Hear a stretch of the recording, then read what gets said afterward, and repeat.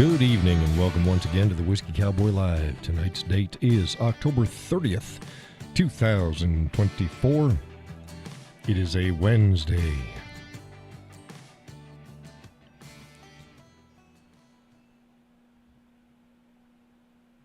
Doesn't look like anybody's in yet. We will wait for folks to come on in. Yeah, we got a couple folks watching now, but we have a very poor stream tonight. I have no idea why. I do not know. I do not know. So, if you're watching the show, go ahead and type in, say hey. Let me know whether the audio and the video is running well on your end, whether it's loud enough and bright enough or too bright. Needs to be darker. I can go ahead and adjust that.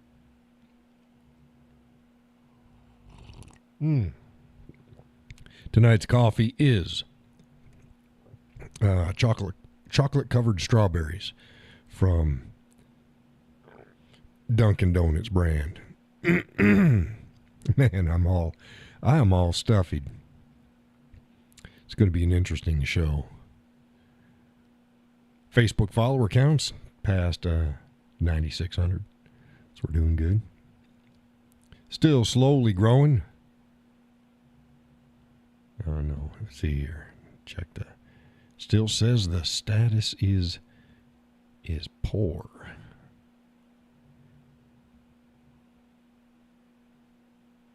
I'm checking my. I had to restart all the Yahoo back end. So I'm like, okay, what the heck is this thing? Okay. It says enable DVR. No. Disabled that. I don't know why. I don't even know what that means with it. I do not know what it means on their back end. Wait for some folks to jump in. Let's see here. Posted up a slew of content. I think I got like 17 bits out there.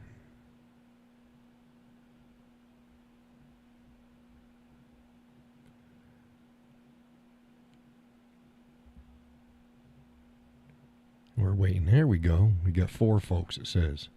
Say hey. Let me know. There you go. Gus. Gus says that everything looks and sounds good. Okay. Yeah, I'm getting a really bad, I'm getting a poor health on my stream going out, but I'm not missing any frames going out through Streamlabs. I got no warnings from there, but I got the warning on YouTube on the studio end. Man, Flemmy, fall has definitely hit in. We've been having cold days and warm days and cold days and warm days. Tomorrow's supposed to be warm, right? It's supposed to be up in 70, about 70, just over 70s.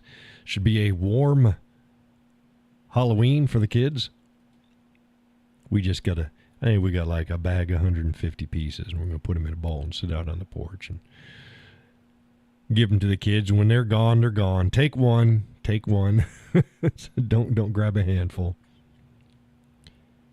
My youngest and her fellers coming over. They wanna see the kiddies. So I mean, they live on the outskirts of Manchester. They could do their ghoulies there too, but they wanna spend it with mom and dad. So.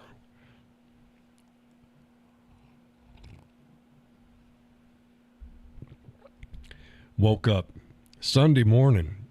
Went to bed feeling like crap. Woke up Sunday morning with a slight sinus infection. That's why I didn't have a show Sunday night. Felt like somebody punched me in the face. right underneath the eye. Right underneath the eye. That, where your bone starts aching, and then your teeth right along your gum line. Yeah.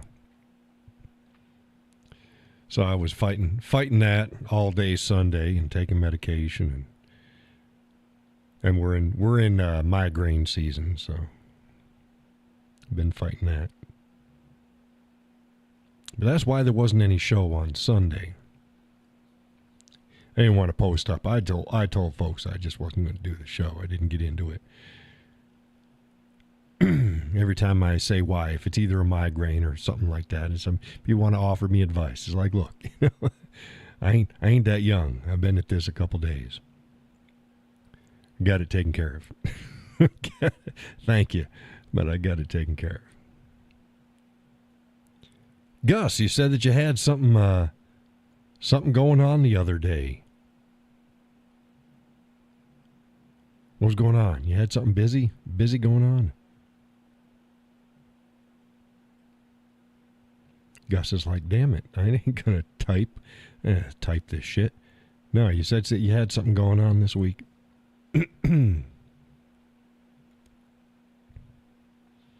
I got a new tarp for the front of the chicken run. I'll take the old gray one off the top, and I'm gonna go get some slats. Oh, you got your pellets. Yeah, good. I hope it all went in fine. Got a nice place for them out there.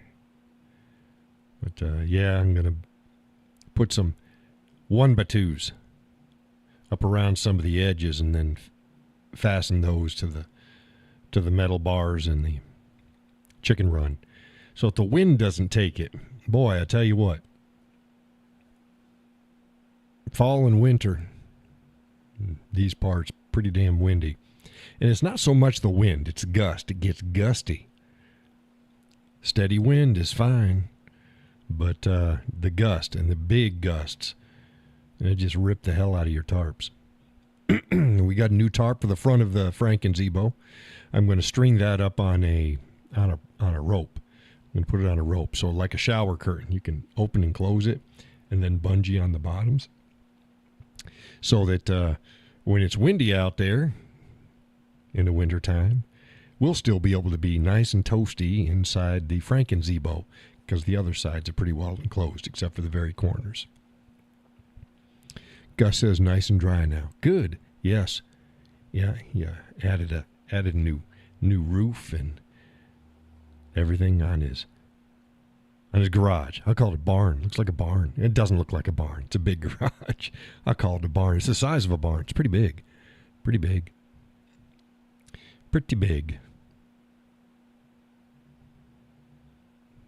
I could use something like that. Yeah, he did good. He did it good, and then had an all-new roof, metal roof put on it, that in the house. Getting good. Miss Laurel will not be with us tonight. Probably. She sent me a message. She got something going on. She having a glass of wine. You sit and relax. Sit and relax, Laurel. It was a rough day for her. So everybody send good thoughts. Send good thoughts to Laurel. It ain't an emergency, folks. There's nothing wrong. She just had a rough day.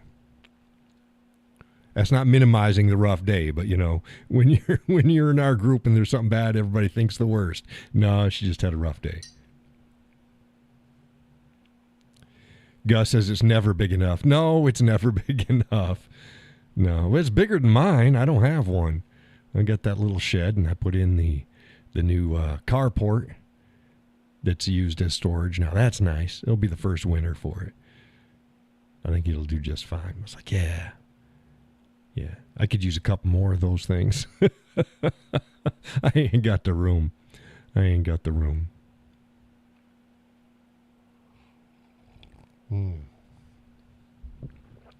Yeah, I got behind my right eye, I got something poking me in from the backside. It's weather, I tell you. I am a walking, talking barometer. And my arm, my hands, my fingers, my last two fingers on my hand, man, last couple days, and my shoulder, I've been playing a lot of guitar. My shoulder's been out of whack. It's not really because I'm playing. It is because I'm playing, but it's the weather. It's the weather. So I took some leave this morning. That seemed to do a pretty good job. I should have taken some more after dinner. I made a kind of a pork rouladen for dinner. I took a big old pork loin. And I sliced it and cut it and so you could roll it out. And I put all sorts of seasonings on that. And put some pepper jack cheese on it. And some shredded Mexican cheese, and a bunch of barbecue sauce, bunch of mushrooms, and rolled that thing up, put it in a pie plate, put it in the oven, baked it up good. Oh, that was yummy. Served that with fries. Gus says, got the storage trailer almost empty, working on my second dumpster. Been pretty busy. Oh, good. Yeah, you were saying you were going to tackle that. Get that storage trailer empty so you can put some more stuff in it. No, isn't that the one that you said I could have? I don't want it. I don't have room for it. But isn't that the one?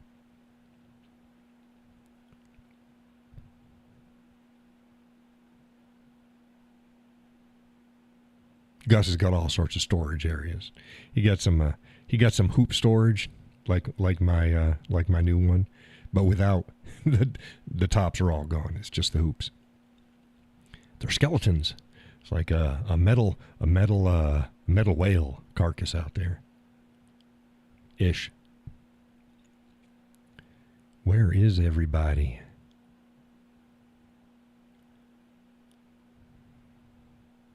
Man, my head hurts. Is that time of year? He says, no, that was two other sheds. No, I knew the other sheds. No. The two sheds, he had two sheds that were just to the backside of his garage. And he had offered me those too. But I thought you had mentioned no, it was earlier. Yeah, remember? Sally and us were all talking about it. Talking about the storage, like, trailer. Yeah. So yeah, you want that? You park it in my property. That was way early in the year. Or was it last year? Something like that. And I said, no, I ain't got enough room for a storage trailer. Then after that, you'd offered me the two storage sheds.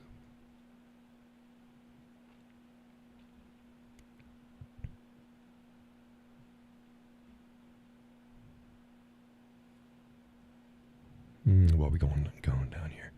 Oh, my notes for this show. Ain't nobody joining the show tonight. Was it's an off? Yeah, right. It's an old office trailer, 40 feet long. Right. Yeah, that's the one. That's the one.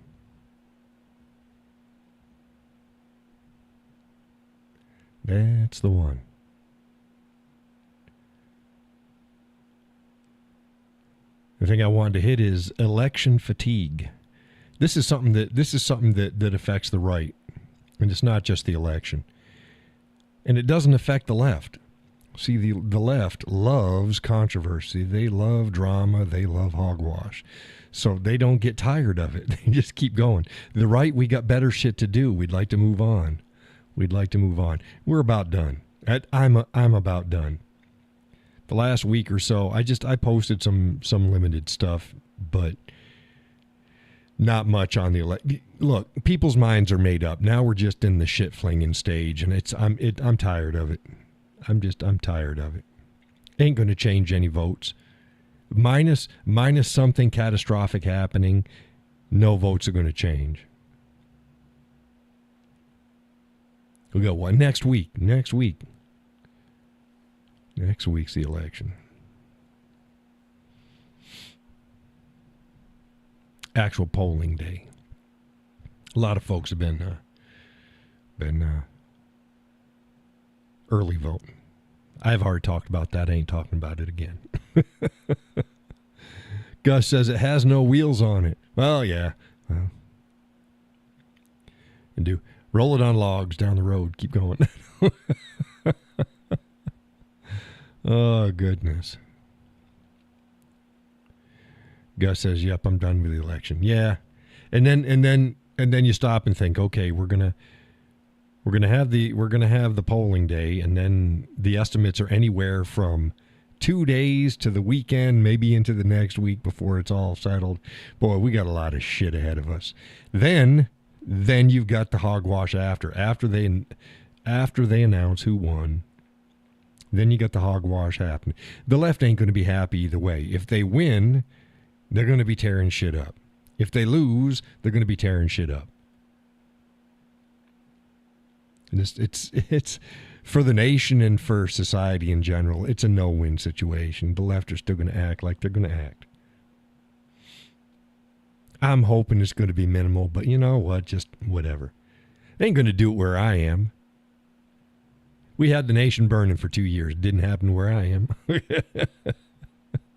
Gus is like, no, not in my neighborhood. Gus says half of the country is not going to be happy no matter what. You know what I think? It's not even going to be that. I think that a good many of the people who voted for Kamala Harris, they'll get on with life. It's the radical yippers that are the problem. And they're going to stir shit up. They're going to seem like a lot more people than they really are. I think the rest of the people they want to get on with shit. Just get on with shit. Stop saying that Donald Trump is Hitler and his rallies are the Nuremberg. Stop it. They're not Nazi rallies. I mean, hell, even CNN and most all the other networks were calling bullshit on that anyways. The liberal talking heads would get on the shows and they'd state shit, but the people are like, yeah, no. Guess what? Bill Clinton had his rally there too. What the hell? Madison Square Garden. Hey, did you know that the 1939? The rally didn't, or 1930, whatever it was, 32, early 30s. Didn't even happen at that location. It happened in Madison, but the Madison Square Garden wasn't even built then. It was the arena of the time, which wasn't even at that location. So stop it. Stop it.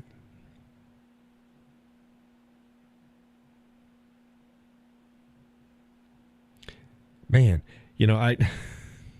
I see some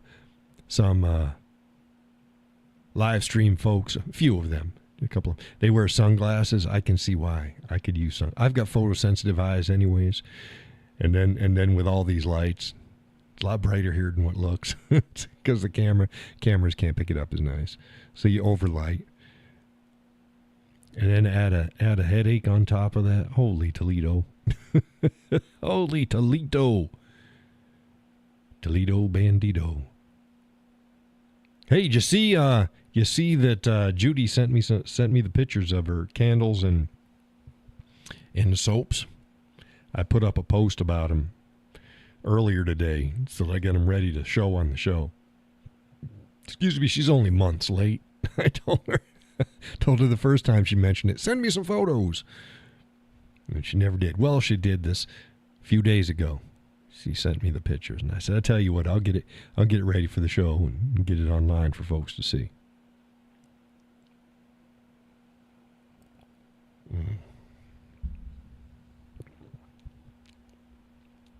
Gus says, "I did. Very nice." Yeah, it looks nice. Those are nice molds she's got there. Key is good molds. Good molds will do it for you. I told you the missus and I used to do stuff like that too.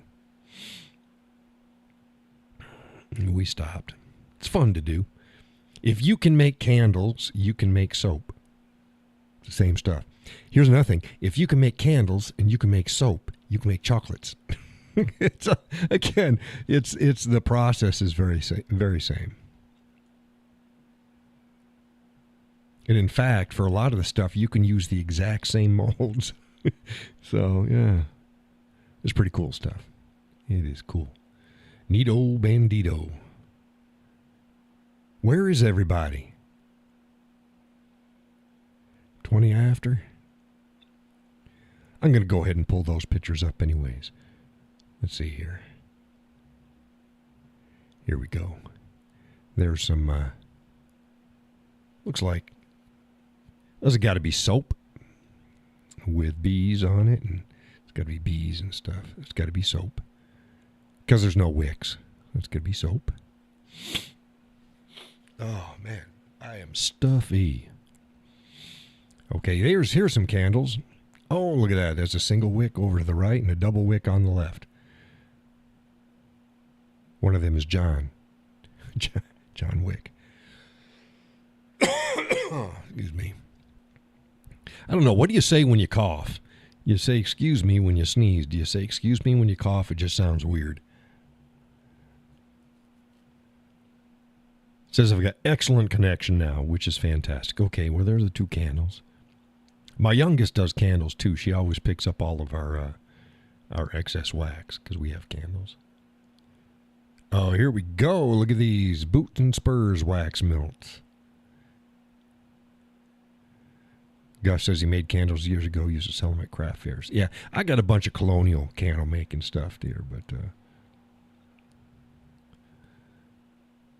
let's see what we got here. We got Boots and Spurs wax melts. Boots and Spurs wax melts. Okay, well they're one is bluish green and one's green.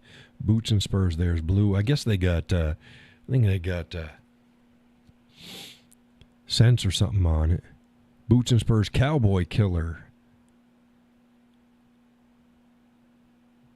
Honeysuckle jasmine, lavender. I can't do that. I'm not good with those florals. I don't know what this one is. I can't read these other ones up here. Yeah, so they must be all, that must be fragrances that they have on there, fragrances. And there's rose and clean linen. She makes them for the melting pots. Yeah.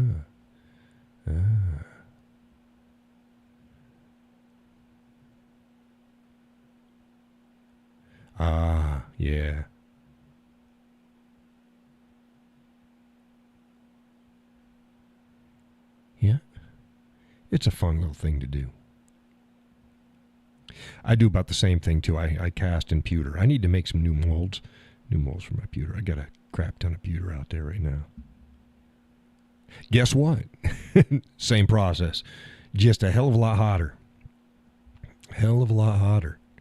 And you can actually, here's another thing people don't realize. Let's get back over here. Is you can use rubber to cast metal. There is a high heat, I don't know what kind of rubber it is. It's a rubber. It's a silicone. It's a high heat silicone. And they're used to make, I call it low temp metal casting. Pewter is low temp. It's hot. What is it? Let's see what temperature is a pewter melt at.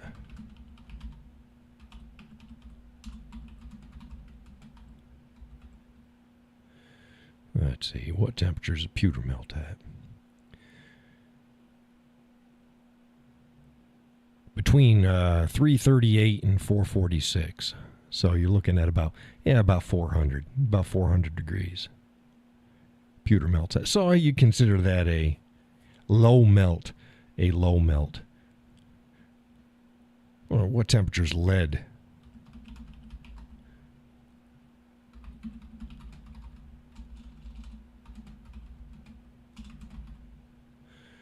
Let's see here. Lead should be... Oh, it says lead melts higher, 621 degrees. So lead takes more heat than pewter does. I've got both. I cast in both.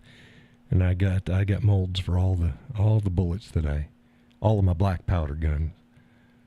I got all the molds for that. Yeah, I just put it on the stove. I have a one of those Coleman stoves, you know, the ones you fill with the liquid and then you supercharge it, pump it up, and it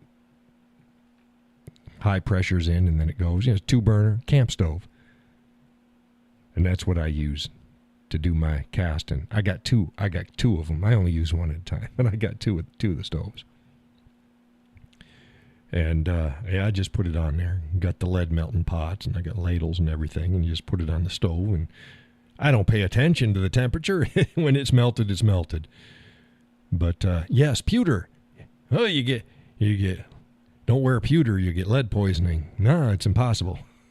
You cannot get lead poisoning from pewter. Not modern pewter. In fact, most of the pewter that was even done in the colonial days didn't have lead in it. It's tin, copper, and antimony. It's pewter, tin, copper, and antimony. No lead. Yes, it will look like lead when it tarnishes. It looks like silver when it's not. But it tarnishes to a color that looks like lead. But it ain't lead. Tin, copper, and antimony. 200 degrees lower melting point than lead. Yeah, I didn't know that. I didn't pay attention. I didn't care. Like I said, I don't stick a thermometer in it. Hey, is it melted yet? No? Okay. I ain't done casting for years. I got crap load of bullets already cast up, so. Yipper skipper. Gus says I have a regular lead melting pot just made 100 12-gauge slugs. Yeah. Now, is yours electric? Is yours an electric melting pot?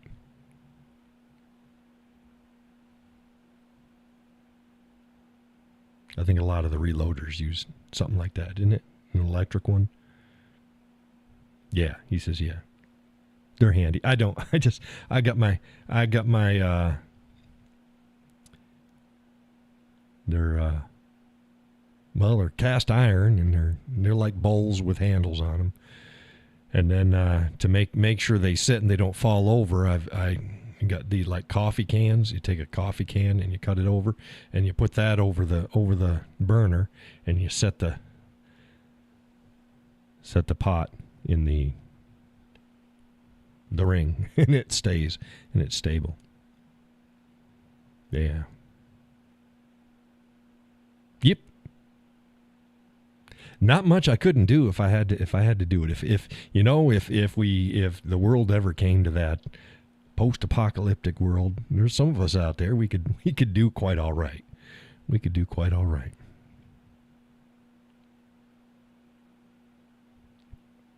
You don't have to be a complete artisan about stuff, but you need to know the basics. You know how to use wood tools, metal tools. You need to know how to work metal. You got casting, you got candles. Can you make soap? You do all sorts of stuff. Yeah. Yep. Hey Gus, how's your griddle working out? Gus says I have a turkey fryer to melt down the bulk and make smaller ingots. Yeah. Turkey fryer. I don't have a turkey fryer.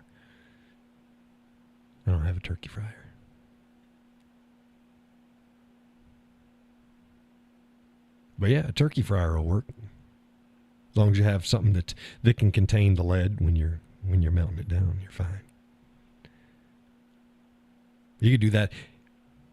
You could take a cast iron pot or something. Doesn't matter. You can take a deep frying pan if you had enough lead. You can put it in there.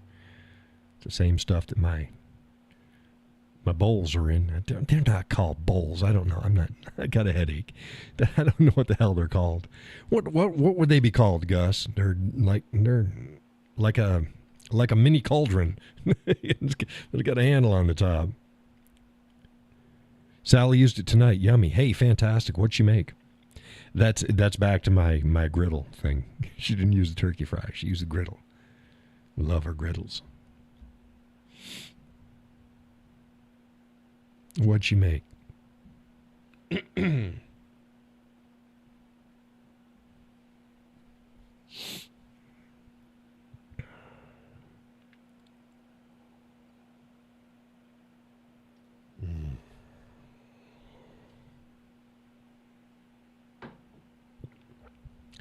I finished up that one. Now we're in my Orca mug. Orca mug. I'm debating. I'm waiting for him to tell me what they had for dinner. I'm waiting to get the Vermont property all buttoned up. I'm figuring it'll be at least another couple weeks, probably. Maybe a month. I don't know. Ham, steaks, potatoes, pineapples, and peppers. Pineapples and peppers. Peppers are good. Pineapples. Yeah, see, I like cooked pineapples, but I like them on the man, itchies. I like them on the grill. Haven't done them on the griddle. Not that it's rocket science, but we always put them on our grill. You get the nice char marks on it. Yeah, those are good. Grilled pineapple. You wouldn't think, but it's good. It's good. It is darn good. But ham, steaks, taters, pineapples, and peppers. Now, is that, I presume, bell peppers, and you sliced them up? Strips and cooked them up?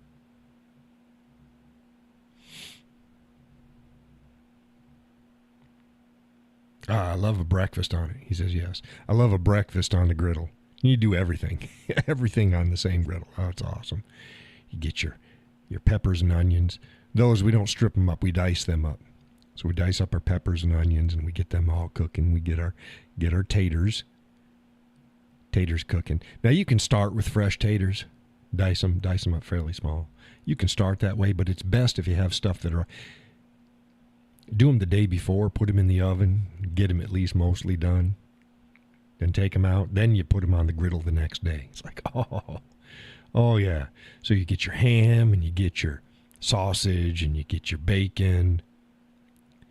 You're not a fan of pineapples. Well, I get it. Not everybody is, but grilled pineapples are awesome. Oh, man. Boy, another thing we need to do. Oh, I need to get some peaches, fresh peaches.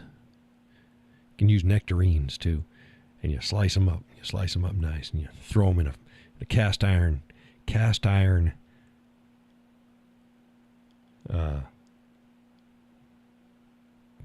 frying pan. And you get them all nice and cooked, and you throw in your butter, sir. A lot of butter and a lot of sugar. So you get butter, sugar, and sliced peaches or nectarines or what have you. You do pears too. You can do pears, but that's a different animal. Oh yeah, and then when that's done, you set it aside. You just let it start to cool just a little bit, and then that caramelization just starts to kick in. You take your vanilla ice cream and you put it in your bowl. About 2-3 dollops of vanilla ice cream, and you take those peaches and all that caramelized butter and sugar and everything, and just still warm, pour it over the top of it, ladle it over. It's like, oh, that is umptious.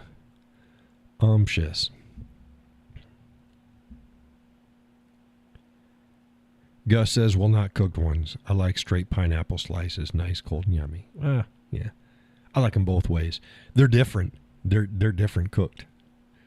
They get sweeter when they're cooked. Get sweeter.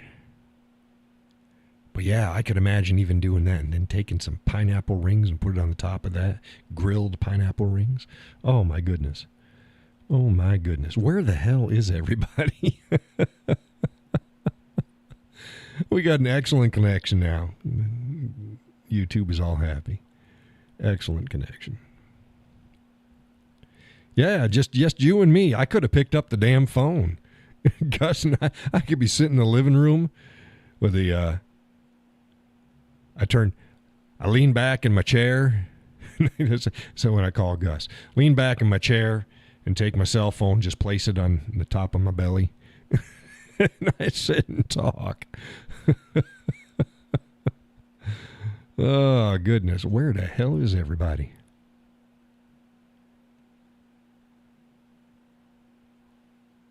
Usually Judy's coming in about now. She's late. Everybody's late. They're all late. It's like, yeah, I didn't have anything really planned to talk about tonight. Well, I got bitching I can do, but I told the missus, yeah, I'm not going to do that. Oh. Has to do with the the comment section on my Facebook page. Bless everybody for commenting, but so many people now are there. They're there for them. They're not there for me. They're sort of there for me, but they care about themselves. Like, here's a hint for a lot of people. When you go to pages that put out content, they really don't care what you think. I'm not saying that's what I'm saying, but they just need interaction. They do. But yeah. Most people that put up content aren't like, I don't know what the hell I'm talking about. I'm going to put this shit out there. I just want to hear what everybody else thinks. No, that's not the way it works. Gus says the dog is sound asleep in my lap on the couch. Yeah, it's one of those evenings. One of those evenings. I'm in one of those moods. I need a big black robe. Somebody got a big black robe? Tomorrow's Halloween. I'll grab. I got two sides. I got the straight handled and I got the crooked handled. I got the S handled.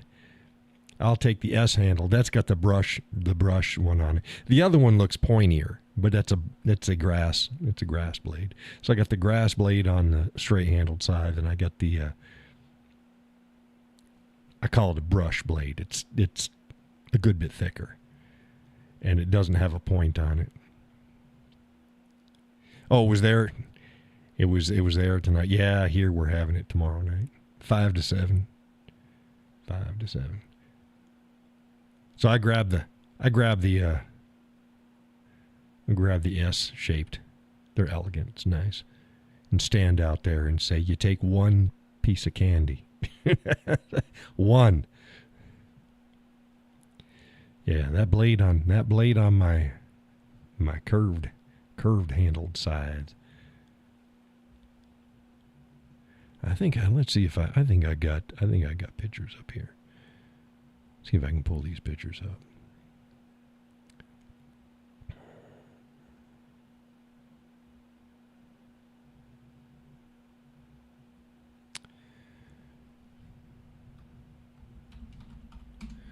Scythe. Yeah, here we go.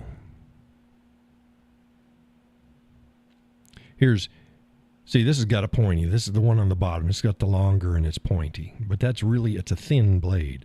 And this one up here, she got a straight edge down on the front, the tip. It's a clip tip. And yeah, you can take everything from grass on up to small brush without any problem. But you see it's got a beautiful curved handle. Really beautiful. Beautiful. There's the grass blade. There's the I call it my brush blade. See, that's how thin the grass blade is. Pretty darn thin. And it's a good bit thicker. Good bit thicker.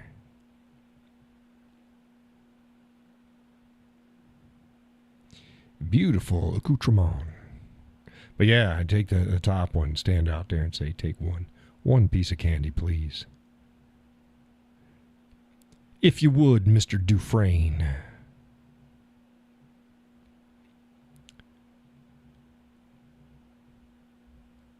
Oh, here we go. Here we go. There's me with a brush one. Let's go open this. There we go. Boy, that takes a good chunk right there. Yes, I do not have. Yes, I do not have. So yes, that's correct. Or no, I do not have. But yes, I do not have on my cowboy hat.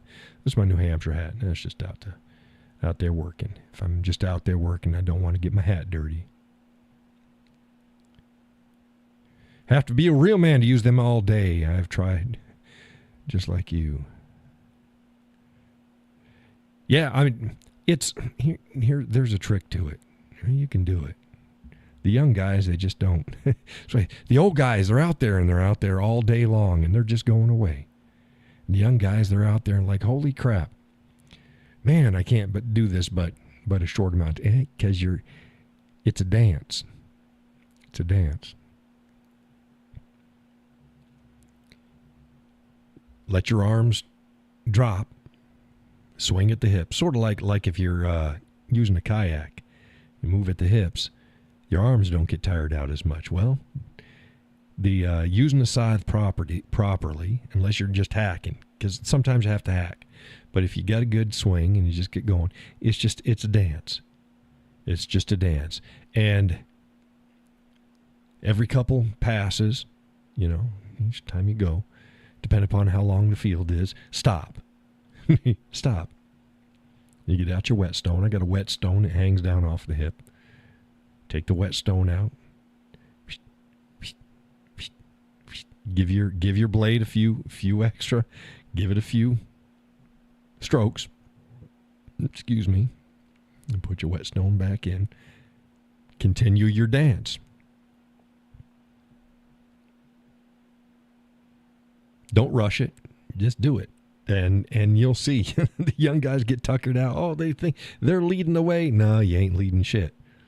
You ain't leading shit. Work smarter, not harder. It's a dance. It's a dance. It's beautiful. It's like you can get lost in it. You can get lost in it. He goes, all yours. Yeah. I got no problem with it. My thing is I got to make sure that my scythe is adjusted. I couldn't take a scythe that Gus has and then just go out there and go to town. I can't. It's not gonna work. It needs to be adjusted for me. So make sure your scythe is adjusted. You want it to just kiss the ground with the blade coming up just at a slight angle. So that you're really, when you're going, you're almost brushing the back end of the blade along the ground when you're going. And you're turning with it. And your arms should be damn near straight. Well, they're almost straight. Slight bend. It's comfortable. You get your scythe sharp, adjusted for your height. Again, I can't do. Gus and I can't toss scythes back and forth. It ain't gonna work. It ain't gonna work.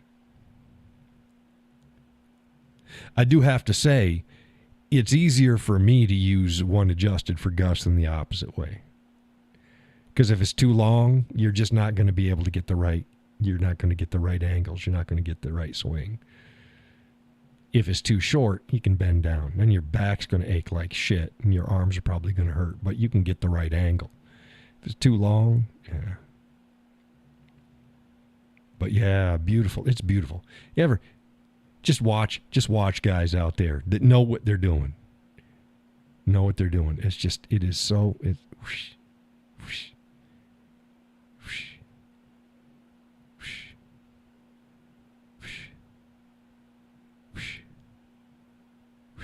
That's about the that's the pace that you want, right? Like that.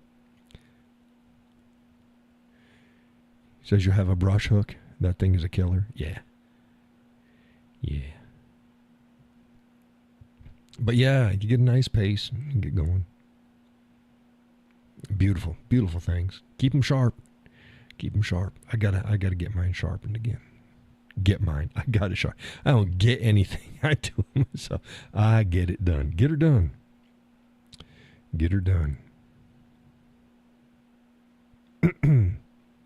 Hey, to the new folks just jumping in. We're just shooting the breeze. We're talking about scythes. Hey, it's a great discussion point on Halloween.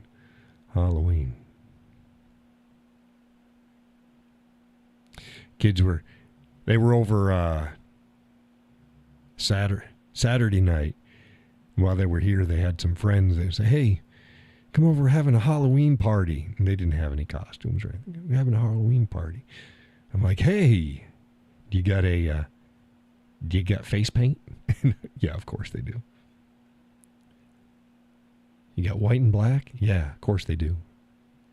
Gus says Grim Reaper. Damn right. So I said, okay, well, one of you just wear nondescript gray or black clothes. And then one of you paint half of your face black and half of your face white. Going straight down the center. And then the other does the opposite side. And they're like, okay. It's Star Trek. Some of you folks might remember, though, it was a Star Trek. It was this planet. They were warring. The two peoples were warring. One was criminals, and one was, yeah. All they had is the sides were reversed. They were exactly the same. The colors were reversed. It was a show about bigotry and stuff like that. Star Trek, they did stuff like that. Yeah. Think of the star-bellied Sneetch. Same idea. Except for this is the faces. But yeah, you can do a star-bellied Sneetch too. They got costumes for that. Dr. Seuss. Star-bellied Sneetches. But yeah, Star Trek, they had half the face was black and half the face was white. Not more of a silver, but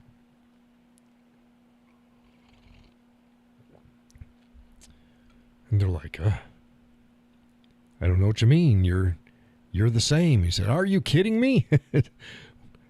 Can't you see? It's right in front of you.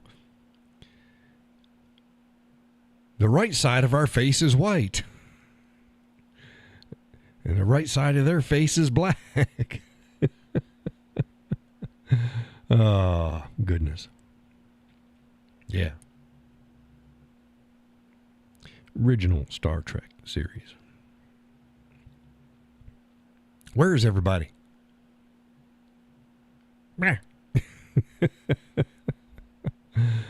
Oh, my goodness. Scythe and a sickle. Sickle is not a scythe. The sickle has a little handle and got a curved blade. Got some of those too. Somewhere. Sickle. Sickle cell anemia. It's what black folks get. They get this sickle cell anemia. Affects their, is it their white blood cell? Is that what it does? It affects their white blood cells.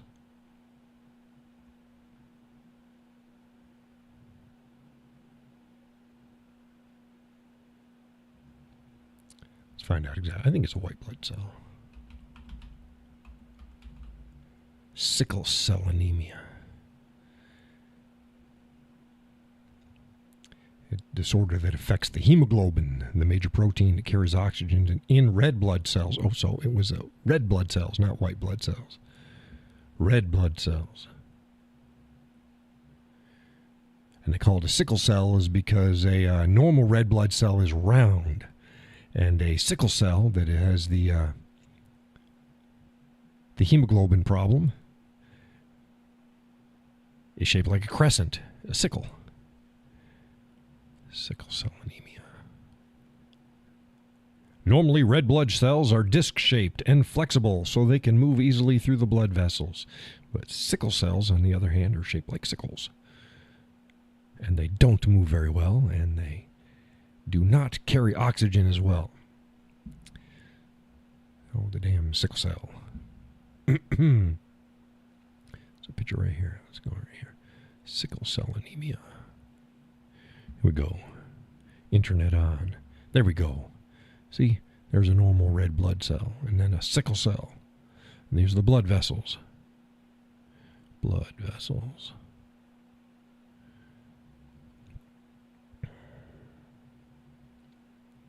Experts estimate that sickle cell anemia affects at least 100,000 people in the U.S. It affects more who are black than people who are white. Oh, I didn't know that white folks can get it as well. Estimated that 1 in 365 people who are black carry the genetic mutation that causes the condition. It may also affect people with Southern European, Middle Eastern, or Asian ancestry. Yeah, see, well, there you go. It's not just... They're grouping that into white, but no, that's more like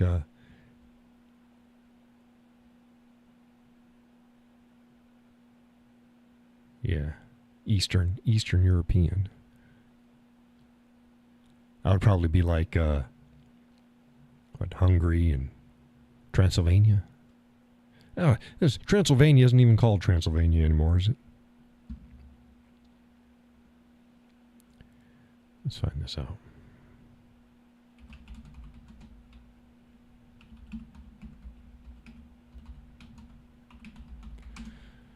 Let's see here. Yeah, it's a part of Romania. Romania. Transylvania. They call me Vlad. Vlad the Impaler. I come to suck your blood. It's not a good show tonight. Not a good show. Not a good show. Everybody is did you see that meme? You know, don't give up. You know, I think it was Vlad the Impaler was in his 30s before he You didn't know what, Gus? Vlad the Impaler was in his 30s before he became Vlad the Impaler. Well, no shit. Yep.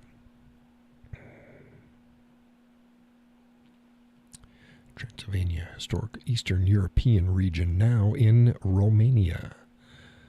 Romania.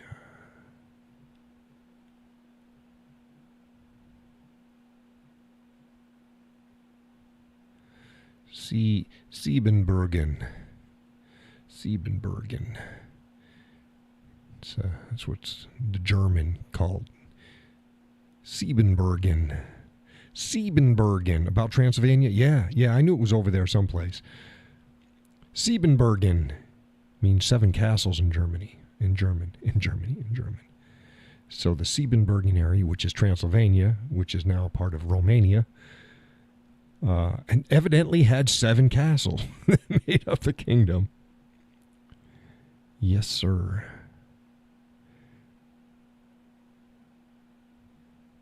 Yeah. Yeah, Vlad the Impaler. That's an interesting story. He sent a message.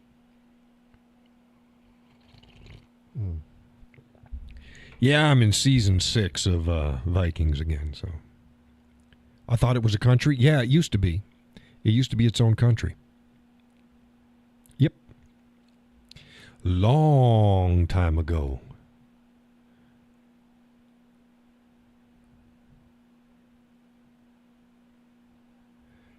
It was Hungary. Yeah, Hungarian, Romanian, Hungarian. The Hungarians owned I believe the Hungarians were the northern part, were just north of Transylvania. And the name Transylvania itself means the lands beyond the forests. That must be coming from Hungary, because there's a mountains. There's a mountain range up at the top. Mountain range up at the top.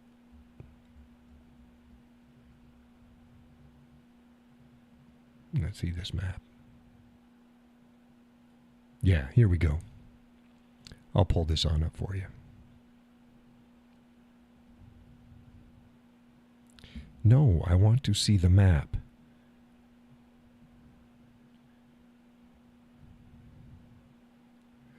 You must have slept through that news. Yeah, this was a long time ago. Yeah, here's the map. Transylvania is the part that's red. And you see Romania goes all around it. And see, remember I said Hungary must have been from the north? See, they had a mountain range right up in through here.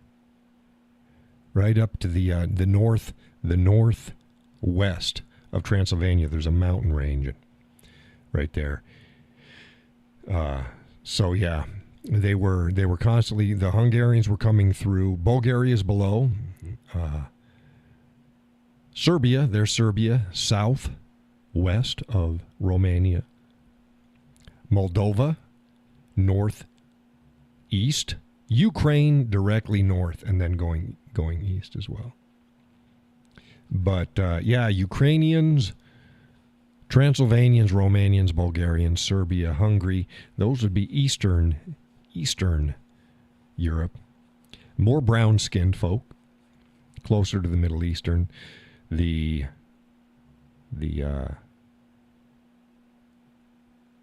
hell those?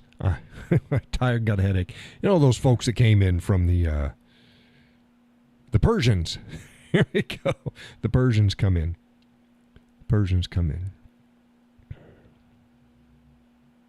I think that's who he was fighting with. Vlad was fighting the Persians, I believe. Let's see here. Vlad, not Blad. I believe it was the Persians. The Ottoman Empire. Yeah. The Ottomans are the Persians, aren't they?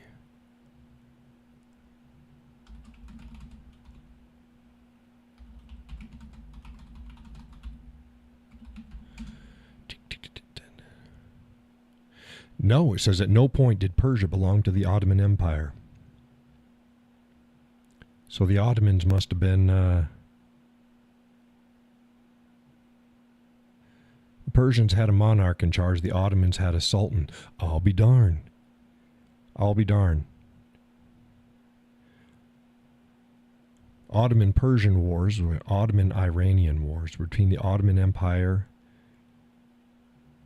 Yeah. Okay. Okay. Same general area. Two different groups. Two different groups. Ottoman Turks. Yeah, see, the Ottoman Empire, you're looking at Turkey, some of the Romania, and then going over a little bit into the Middle East. I'll be darned. But they were not Persians.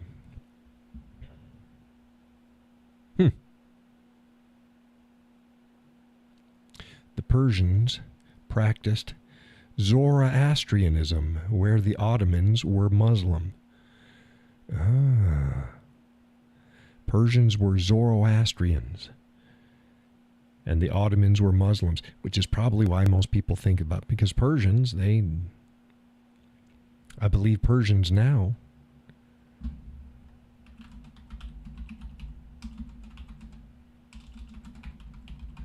are they Muslim now? Yes. Yep, that's where I get it. So back in the day when all this, the Middle Eastern,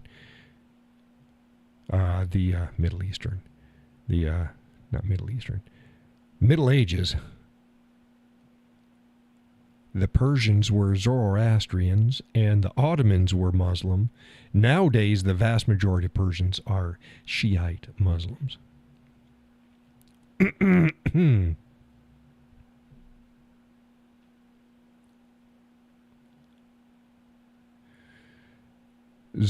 Zoroaster, which Zoroastrianism, yeah, that Z word, was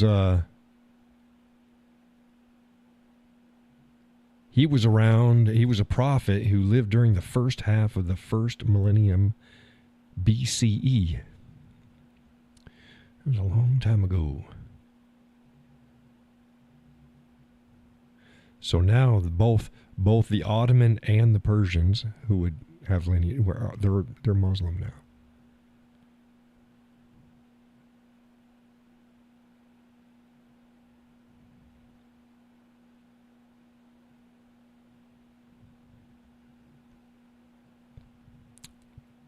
Yep. So we handled that topic. Iran used to be, goodness, I think their gals back in the 70s, I think back in the 70s, their gals were wearing jeans and going to college and stuff like that. And then the imams and everybody, they got all in charge of shit and brought it back to the Stone Ages. Yep.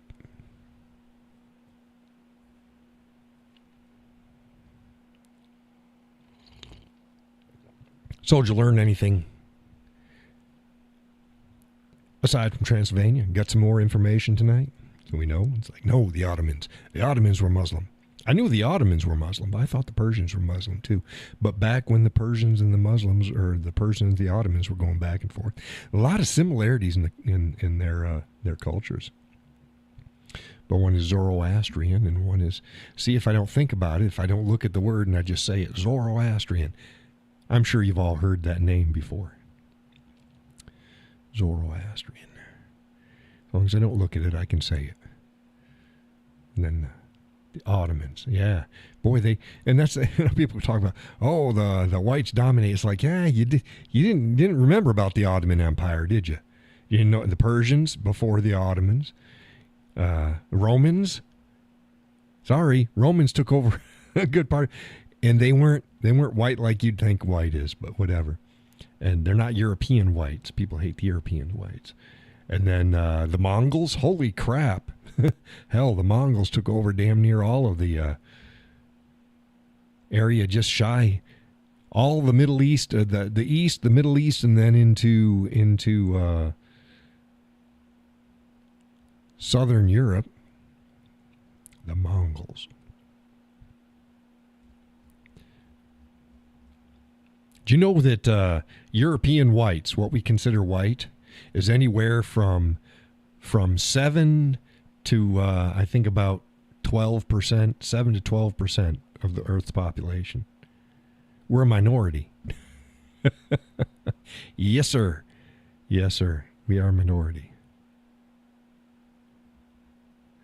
It was funny. You want to get this minority majority shit out of the way?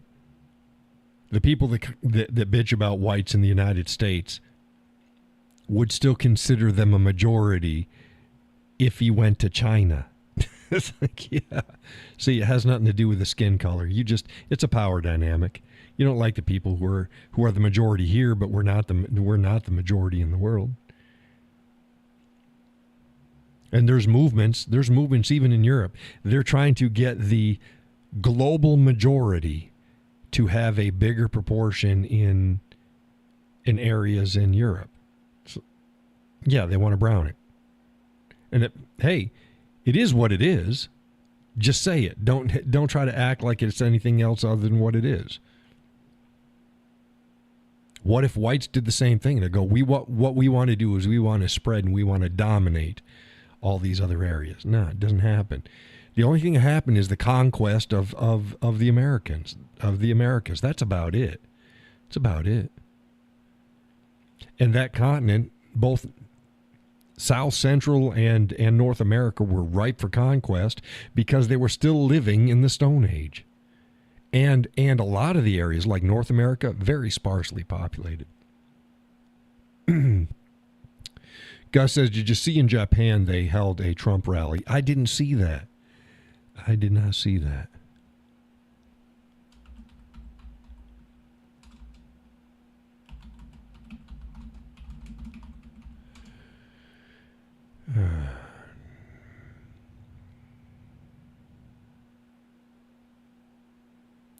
Japan for Trump plays national anthem outside.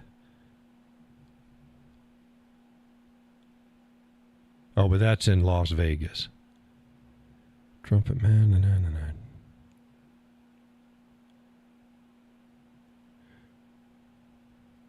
Japanese residents play instruments for Trump supporters at.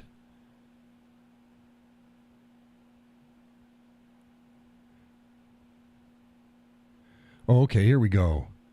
No, but this is 2021. Japanese Trump supporters in rally in Tokyo. That's 2021. Trying to look for a new one. We gotta get a new one. Nothing recent's coming up.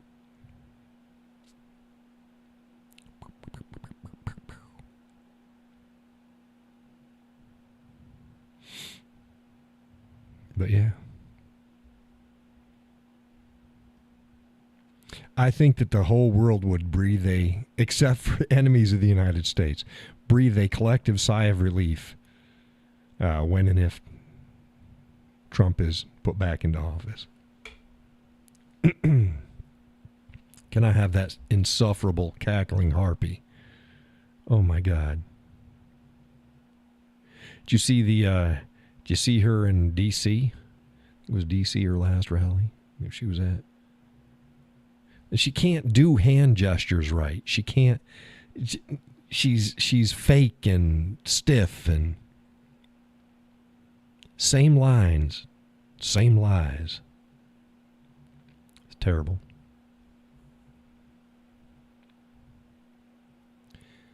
Gus says, well, crap, the news is wrong. Well, that doesn't surprise me. I'm just pulling up what's here. I don't doubt you. They said in 2021 they had it in Tokyo, so I wouldn't be surprised if they had another one. Oh, goodness.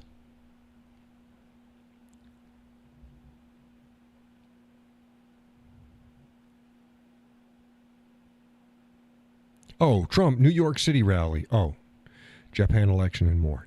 Don't. I didn't ask for that.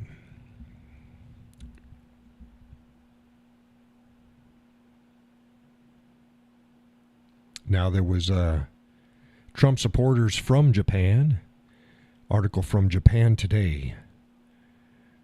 Talk about Katie Mimura and Hasako Kaneko. They traveled from Japan to support Katie Mimura and Hasako Kaneko. I probably actually pronounced them okay. I just can't pronounce other stuff. Bob. It was Bob and Jill. Hey, there's Jacqueline. Says, oh man, looks like I accidentally missed the first hour. Was thinking 8 Central. No, 8 Eastern. Starts at 8 Eastern. I give a look, if you subscribed, you would have gotten the notification in an email. Should have. And I post up directly on the page as soon as it goes live on Facebook. But welcome to the show. We've been hanging. We got 4 people now. We've been going. Gus and I have been sitting here the most of the time, just yakking. We talked about Transylvania and the history of that, the Ottoman Empire versus the Persians, and scythes versus sickles. And I've got 2 scythes, a straight shaft and a curved shaft. Set up different. Excuse me. One's for grass on up to brush, and the other one's just strictly a grass or a light grain.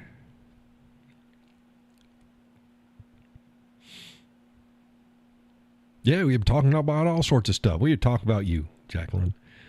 I'm going, damn it. She's probably hiding in the weeds hiding in the bushes with Donna and Jacqueline. Yeah. Got a headache? Tired. Got a headache.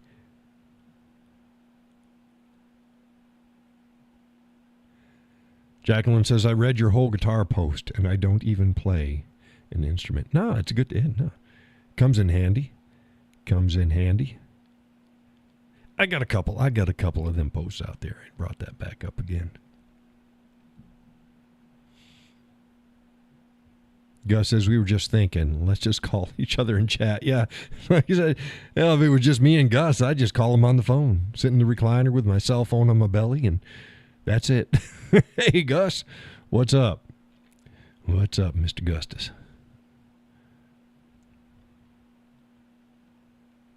Now we got other people coming in.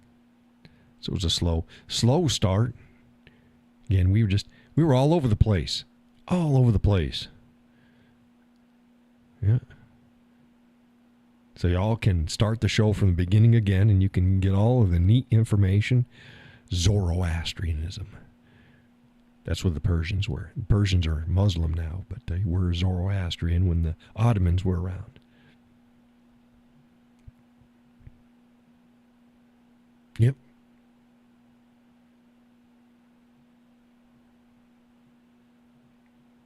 But that would make more sense, because I was like, watch the depictions of the early Persians. It's like, they're not acting very Muslim. Well, no shit, John, because they weren't Muslim. That's a new thing. Jacqueline says, that's what I was thinking. It's recorded. It is, or it is being recorded. It is being recorded. I had somebody ask the other day, "Hey, do you publish it again? Do you publish your show after?" No, I do not. It is published as it's being recorded, and it stays there, so you can go and watch the show. You can watch the show. The missus, she watches it the next day. She watches the show the next day.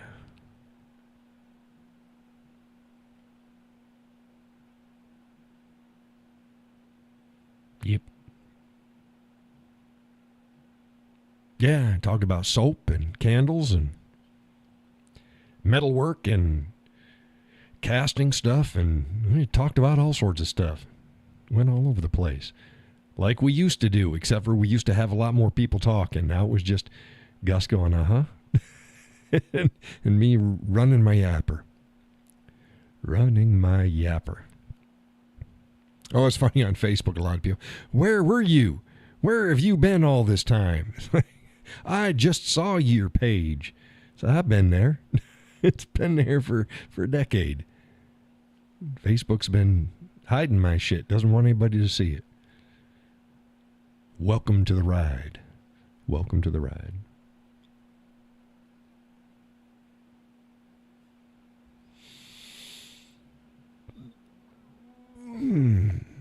Oh, boy, I stifled that yawn. I fought it. I fought the yawn, and I won.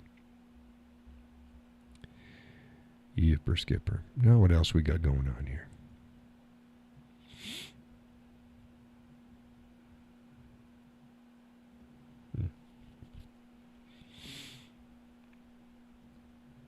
Yeah, I don't think I'll be out on the river again before winter. I might be able to get out. Maybe if we get a nice warm day, I might be able to get out there. I don't know. There's just so much shit to do. I've been planning on fixing that chicken run all week, and I just never got around to it. Gus says, "Let's mess with the cowboy. Hold my beer." What? You're gonna jump in the the Zoom room?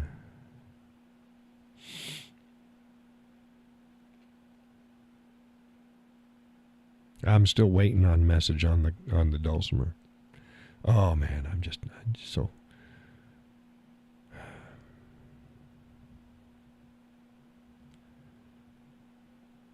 so waiting for that. No, Facebook. Oh, goodness. You're jumping on Facebook. Be good, Gus. Be good. Let's see here. Did I get a message in? Let me see here. It says I got a message in. I don't know. I get messages in all the time.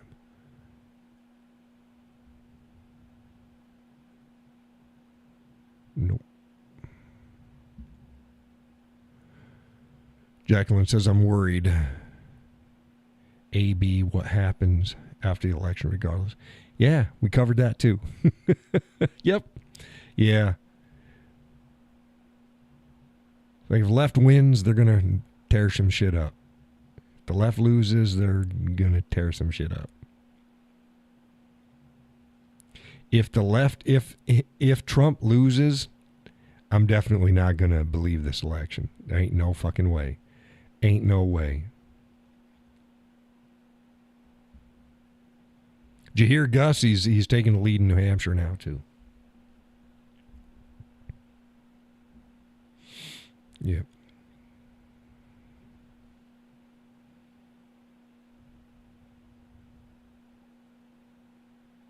This is making you earn that big old check from Facebook, $130. Yeah. No, actually, hey, I'm on a roll. I'm averaging about $5 a day now. Oh goodness! I tell people, you think you'd work for $5 a day? You wouldn't work for $5 an hour. Shut up. That in mind, if folks want to help support my content, there is a link in the description of the show. You can make a one-time payment, donation. $5 is a cup of coffee. Or you can set up a monthly. You can buy me a cup of coffee every month. And you can start it and stop it anytime you like. Jacqueline says, got to grab a glass of wine. Be right back. I have my coffee. Oh, my itchy nose. Tonight's coffee is chocolate-covered strawberries from Dunkin' Donuts brand. It is delicious. It is a dark roast. I usually don't drink a dark roast, but it is a dark roast. It is absolutely wonderful. If you like chocolate-covered strawberries, you'd like this coffee.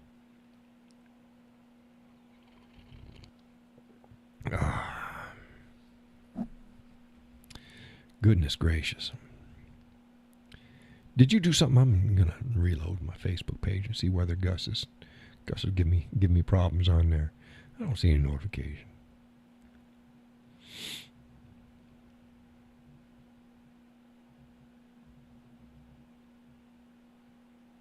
Gus says, yuck. Good. All the more for me. Like I said, the missus found herself some more roasted southern pecan. Roasted southern pecan from Cameron's, I believe it was. Haven't been able to find it locally, and a lot of places online didn't have it anymore either. We found it again. So she bought herself a big old bag. We like that. Yep.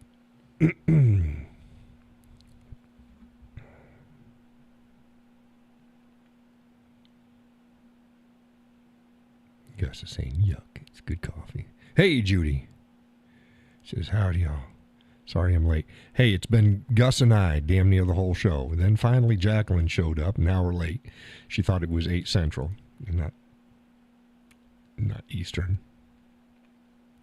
Gus says, no, I'm pretty mellow tonight. Oh, yeah, I've been worn out. I'm doing my best to let a lot of stuff slide. Folks will notice I don't interact as much on my Facebook page as I used to.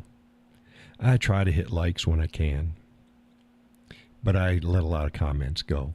It's rough. It's like, okay, as long as they're not being asshats, I don't have to address everything. Used to be I addressed darn near everything anybody said. So you knew if you're going to post up, you're going to talk to the cowboy.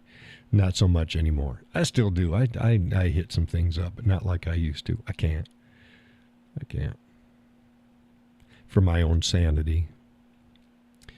Judy says, I can only imagine. Yeah, it's different. Judy, since you're late. The reason I didn't have the show on Sunday is I had a sinus infection that I was working on. So...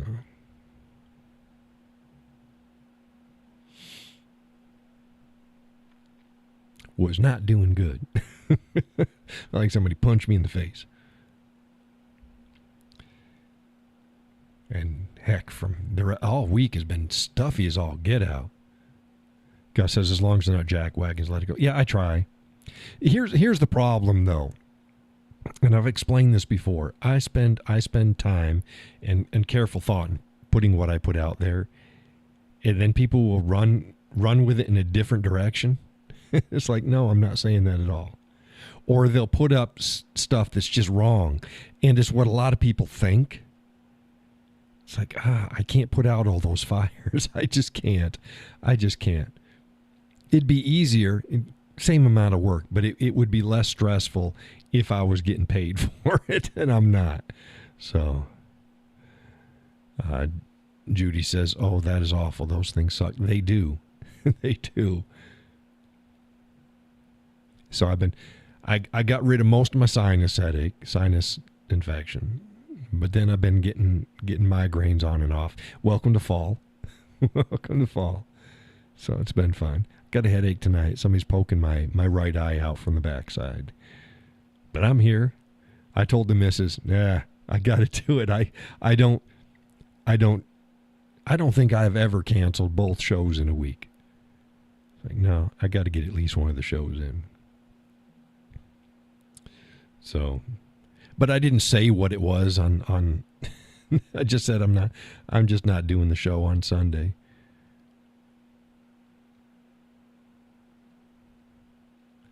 Gus says, nice looking candles, Judy.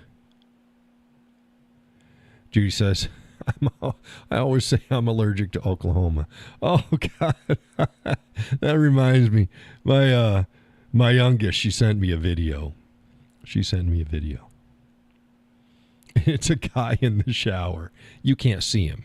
He's in the shower, but the cell phone is going up towards the shower head, and there's a hole in the wall above the shower head, and down below the shower where the pipe comes out of the wall, down below it is a spider. Okay, so there's a hole, and a snake's coming out of the hole, and he's trying to get the spider. So he's in the shower, and there's a snake coming out from above the shower, and then the spider below it, and he's like, only in Oklahoma. Fuck you, Oklahoma. So yeah, that's about right. That's about right.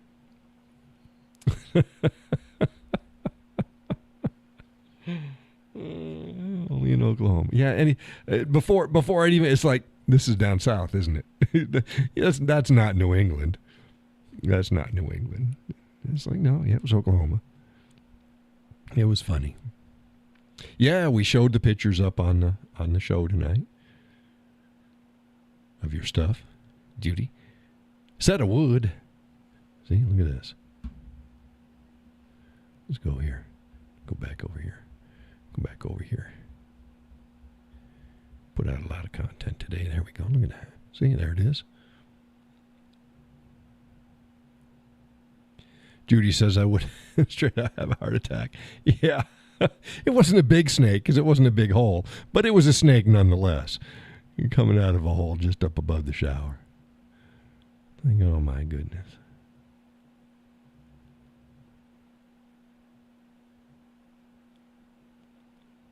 There's the double wicked candle and the single wick candle. The single wick candle's John Wick. John Wick.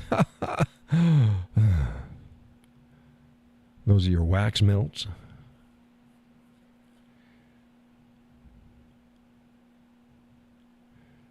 Rose and clean linen. Judy says, I appreciate you sharing those pictures. Hey, I told you months ago when we first talked about it, and get me the pictures, and I'll put them up for folks, and everybody will share, see it, put it back up on the show. Where the hell is Jacqueline? She said she's going to go get herself some wine, a glass of wine. Is she squashing grapes? Judy says, I know I wasn't ready. Well, girl.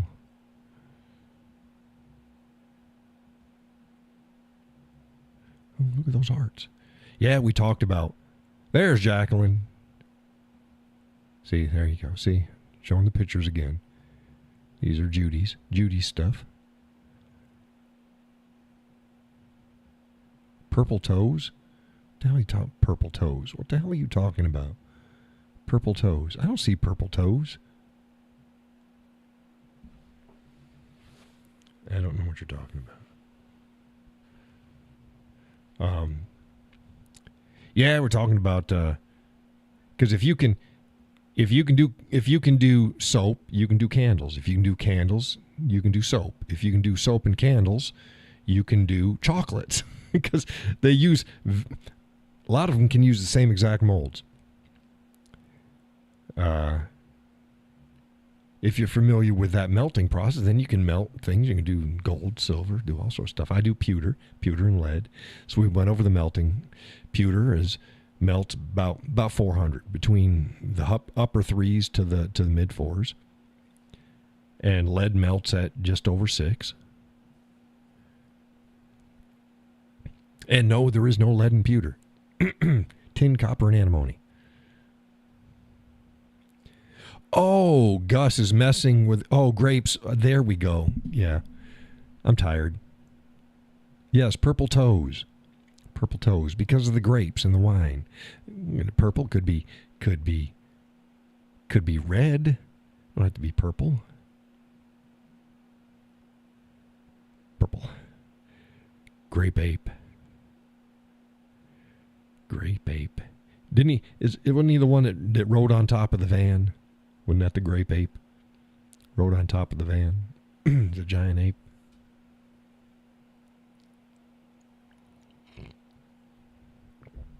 Again, tonight's coffee. Chocolate-covered strawberries. From Dunkin' Donuts. I could use some donuts right now. Dunkin' Donuts. Got some donuts. Judy says they smell nice and they burn forever. Gus says, whatever. Whatever, ever, never. Never, never. They got white grapes, too. That wouldn't turn your feet purple. Well, white grapes. A Concord grape. Not a Concord grape. Concord. That's how you can tell whether somebody's actually from this area or not, is when they talk about, when they pronounce the state capital of New Hampshire. It's not Concord. It's spelled Concord. It's not Concord. It's Concord.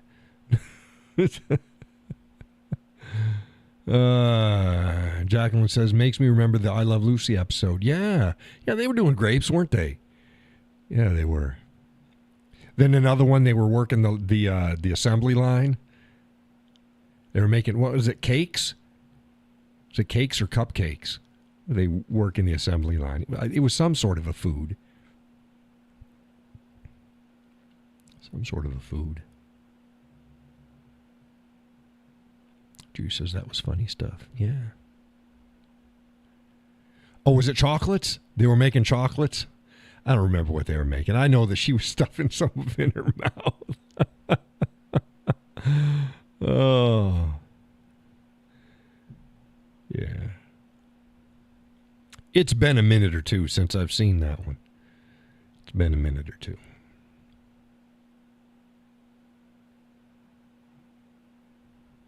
Ethel? Ethel was her friend's name?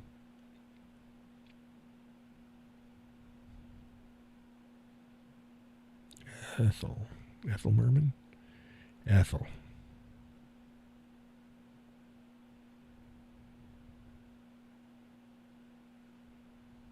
Yep. And they were the ones who used yeast making bread and it came shooting out the oven. Yeah. Yeah. Yeah, for a domesticated gal, she had her problems with some stuff.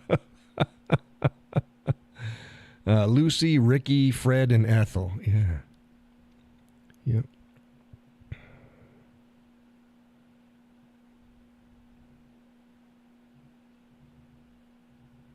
Ricky. It's Cuban. Cuban.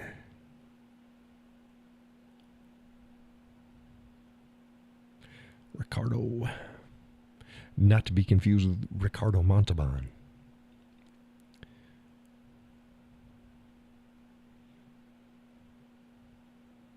I used to have. Oh, here he goes. John's going to talk about it. I used to have a 1977 Chrysler Cordoba. But no, I did not have the rich Corinthian leather. I had cloth seats. I had cloth seats. Yep. The 77 versus 78. The 78 had square headlights. The 77 had round. I had round. La Plaine, boss. La Plaine. That's right. Yeah, he was in Fantasy Island. He played Khan on The Wrath of Khan. He also played Khan on the original Star Trek series.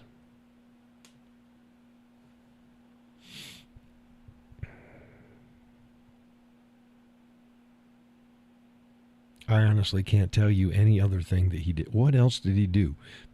He had to have done more stuff. commercials for the Chrysler Cordoba with rich Corinthian leather seats. I didn't have leather seats, damn it. Mine were cloth.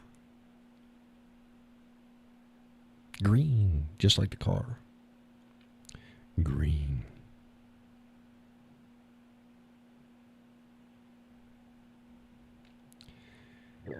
Jacqueline says I'm 70. That sounds ludicrous. I'm sure I'm about 45. It was a whole different world back then. You're as young as you feel there, Jacqueline. You're as young as you feel.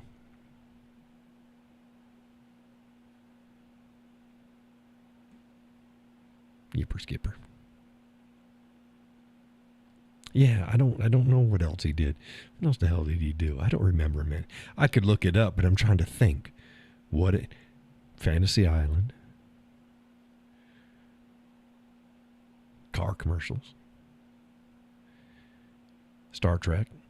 Twice. What else do you do? You think anything off the top of your head? Don would be Googling this shit right now. You're bringing up a list. I just don't. I'm too lazy to Google it. I'm too lazy to Google it right now. Well, it's funny. Am I Googling it? Yeah, it is Google. See, I do Yahoo on my... I Yahoo it on my laptop. I Google it in the studio. The studio.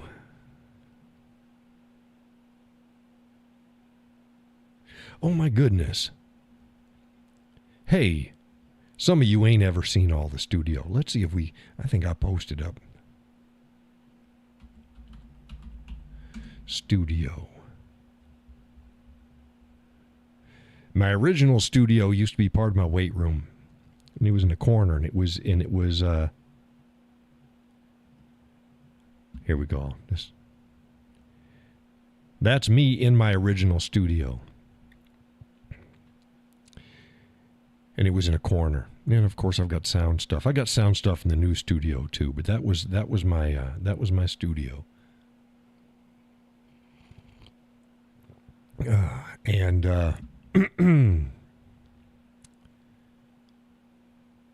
It did not lend itself well to video because as you can see, there's a wall straight in front of me. For video, you really need, I did it a little bit in there. I'd put the camera up back in back of the one monitor. This is a one monitor day right here. And that was when I was just doing standard podcast work. So I didn't need the video. Now, let's see if I find.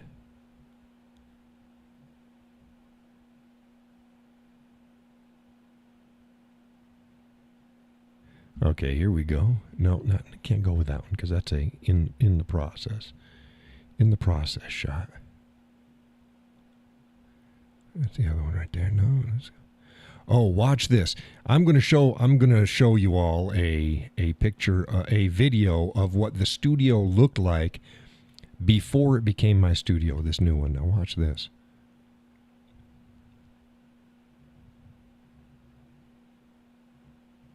Going around in circles. Going around in circles. This is the room that would become my current studio. That's the door to get in. It was a mess, I'll tell you.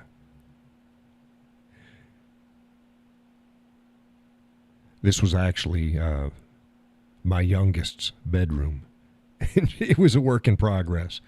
It was a work in progress. She was just doing her thing.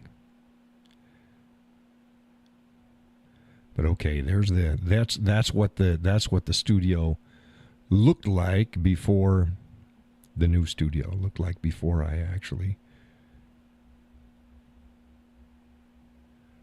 I'm trying to find pictures of the. I've got.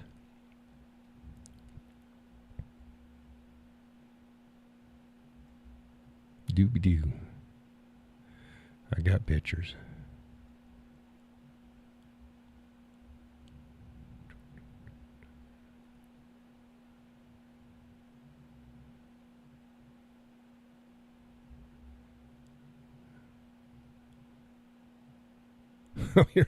Here's a nice one. Here's a picture right here.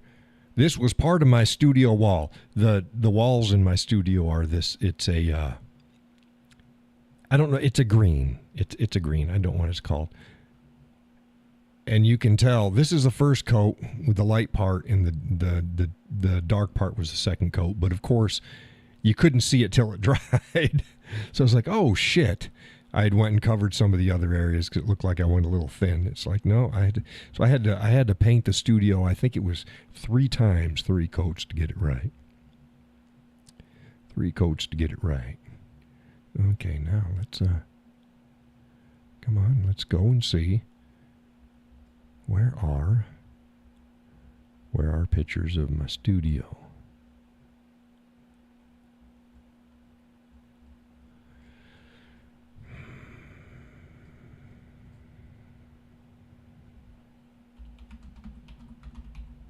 New studio.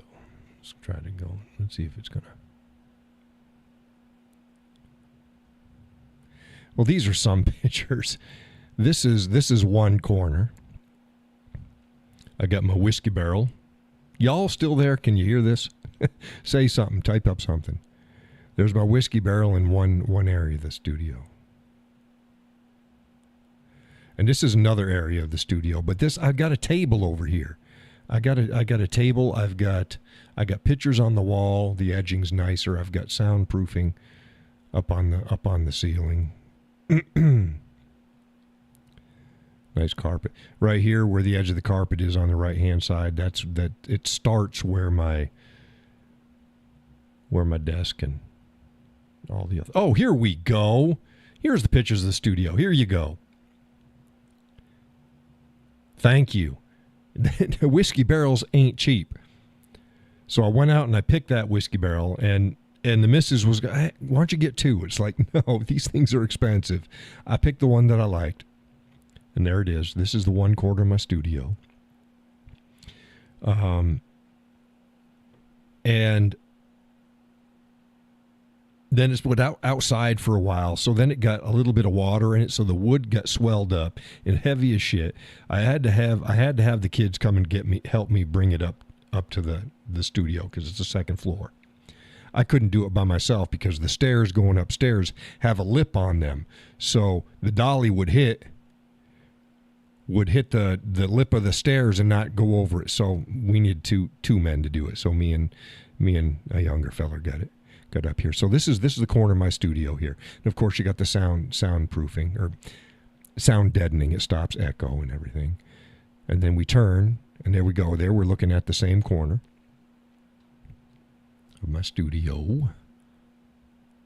There's remember I said it's got a little table stand thing over there. So this is what the other side is. And as you can see right here, this is my camera that you see the camera right there. That is the one that is filming the show right now. And that's the camera. And I got matching, as you can see, I got matching lamps on both sides. And matching, this is a set of 4. So I put three of those pictures over there, 1 over there. Well, yeah, beautiful, beautiful studio. I like it. It ain't big, but it works. And this is a bar height thing. This steamer trunk here, I finished when I was a kid. It used to be fully leather wrapped, and it was all rotting and tearing off. So we went and we stripped it down. We repainted and refinished all the stuff, and we put it up there. So yeah, it was there. Some of my videos, I was going to play my guitar and stuff like that over in this corner. I'm now doing it downstairs in the living room. But as you can see, there's the side of my. Thank you. Judy says it's beautiful. Jacqueline says, show wheat. Nice, thank you. And that's where I sit. Somebody thought that this stuff was, the shelving and stuff was a backdrop, that it wasn't real, it wasn't 3-dimensional. No, it's actual stuff. It's and I got the flag in the background. It's not all the way up to the ceiling. Not all the way up to the ceiling. Jacqueline says, so just dedicating the ceiling corners makes the most. So just deadening the ceiling corners makes the most difference. What you do is you find where where sound travels. It's not just the ceiling corners. I've got the corners are done. Part of the ceiling is done. Let's see if I can. And there's another shot into my studio area where I do the show. As you see, I've got it on this wall as well with a nice clock. Nobody can see it. I can see it. This looks nice. And see, it's all on this side. Let's go over here. And there it is looking out again as well into where I sit doing the show, and the camera is just far enough out. There's my two computer screens, and there's me looking out. See, there's the camera again. And my nice little area over there. If I ever had a guest in the studio, I'd have them over there, run another mic. I got plenty of mics. See, there we go. I was telling you, I've got it on the ceiling and everything. If you look at here, any place where you think that the noise is going to bounce, you want to stop it from bouncing. It's not about making it soundproof. This is a big mistake. People think, I'm going to make it soundproof. This does not make it soundproof. This doesn't stop any sound. It stops sound bouncing. Right. She says, okay, makes sense. Even furniture in the room. Exactly. Furniture redirects the sound. It bounces. So you go, if you're looking like sound will bounce off of the steamer trunk, but it's going to hit the wall, but it's not going to hit much. But the ceiling in the areas, I've got it strategically placed where there's enough of the sound deadening. It stops reverberation. Corners, watch your corners, watch your reflective surfaces coming back in. And see, I even have it on this other side. This is this wall here and this wall here, so it's a little corner. And I do the corner, and it's up on the ceiling in the corner as well. So think of like a box from the inside of a box. That's the sound deadening in that area.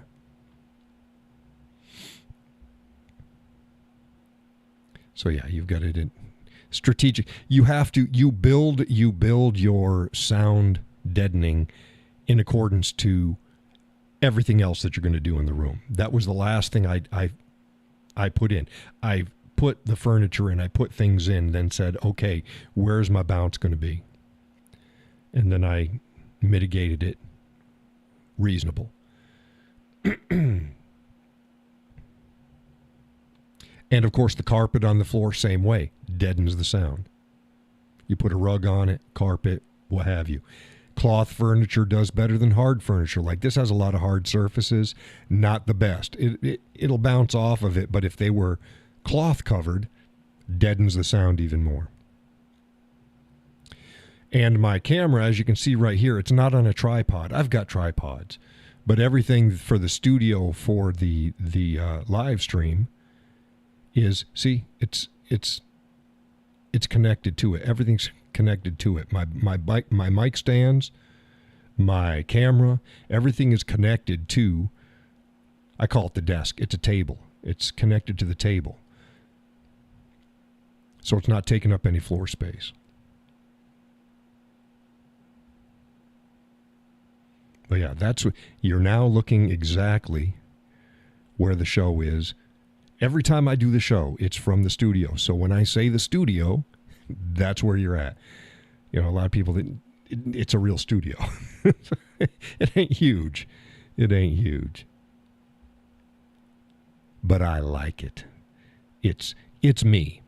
When I showed everybody the picture, it's like, yeah, that's yeah.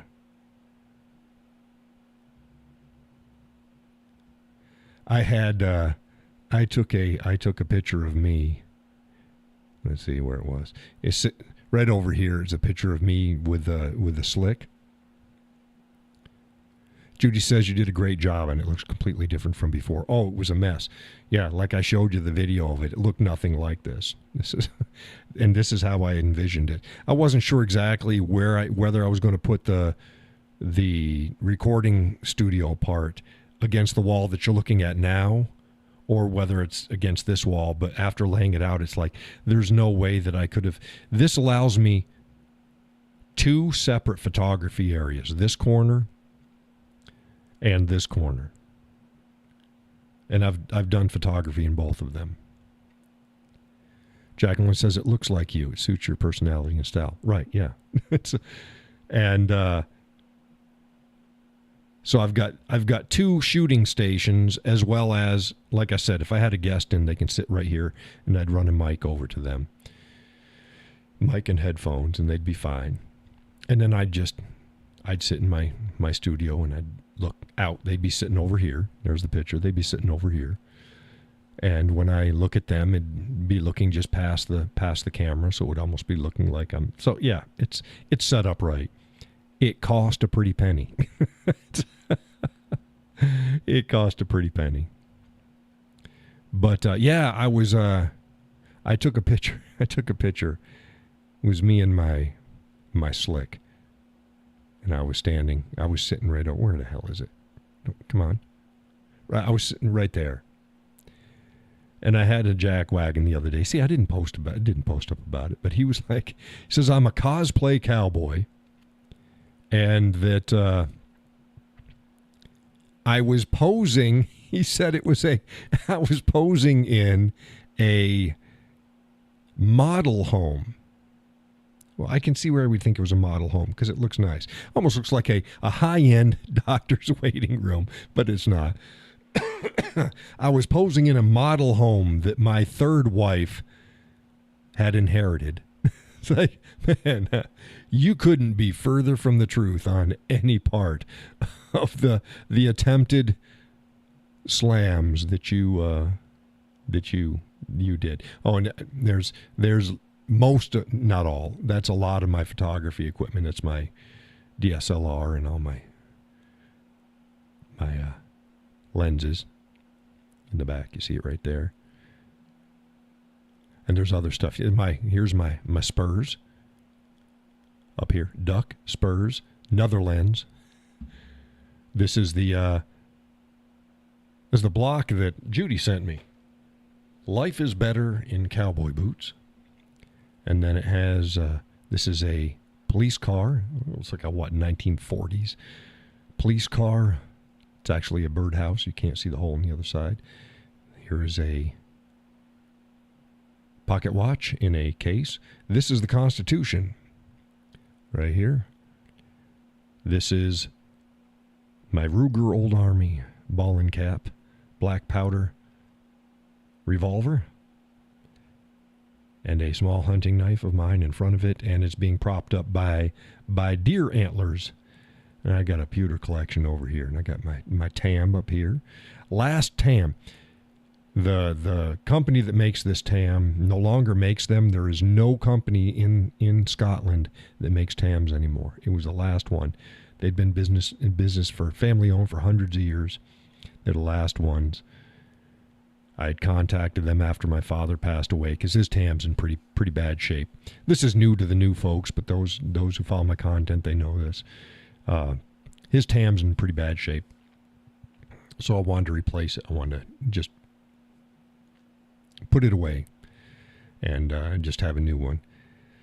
So I went searching online. I went searching everything. I couldn't find any. You can get Chinese-made tams and shit like that. And it's like, and I found this company. It's like, oh. So I contacted them. And I said, hey, I want to make sure that I get the right size. And we actually had quite a bit of a back and forth on it and stuff like that. And like I said, they don't make them anymore. And he's like, yeah, I think that you need this size here. And they ain't cheap. They ain't cheap. And he said, I'm gonna set it aside for you. I'm like, dude, I don't have the money right now. And he's like, don't you worry about it. So we're going to set this aside. And we'll put your name on it. And when you get the money, you let us know. And it about brought a tear to my eye. And I told the missus, and she goes, get the hat. So I'm like, I contacted him again. I said, okay, the missus says buy it now. So I bought it now, and then it arrived. And it's a nice tam. There's another shot of it. But yeah, this is my little work area. When I say I'm in the studio, whether I'm writing stuff, researching stuff, or doing the show, or getting ready for other stuff, this is where I'm at. This is where I am at. The studio. I like it. I like, yes, and that's a nice whiskey barrel. I like that. I was like, if I'm going to build a studio, I better have a damn whiskey barrel in it. And the missus agreed. She's like, yes, you need to have a whiskey barrel in your studio. She wanted me to have two with them. It's like, one's fine. One's fine, baby. So there we are, yeah. Now folks have seen the studio again, or for the first time. They hadn't seen it before. Give you another, we're going to go back. Boom. This is what it started. This is what it started out as. Holy crap.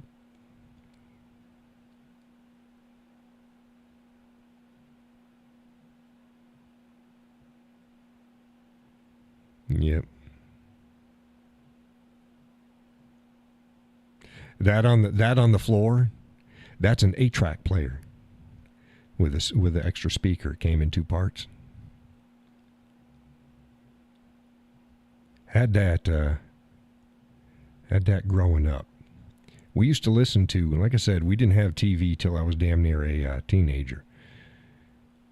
And we used to listen to The Spider's Web on WNPR radio. And we used to listen to all the radio plays. Grew up with the radio plays.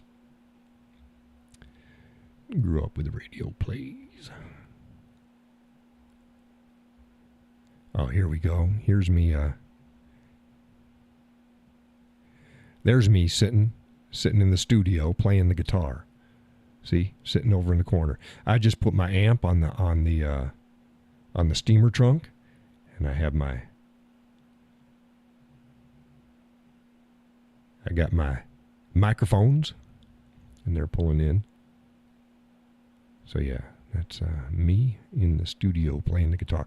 Like I said, most of the time I play downstairs now. It's easier. I don't have to lug stuff up the stairs. What else we got going on here?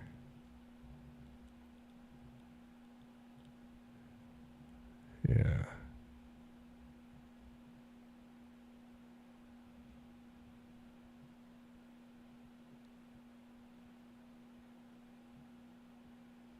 Here is me. Here is me in the old studio.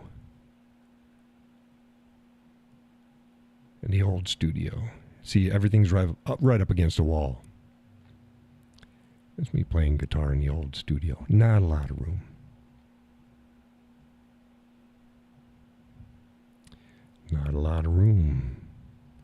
What else we got going on here? I'm trying to go down here.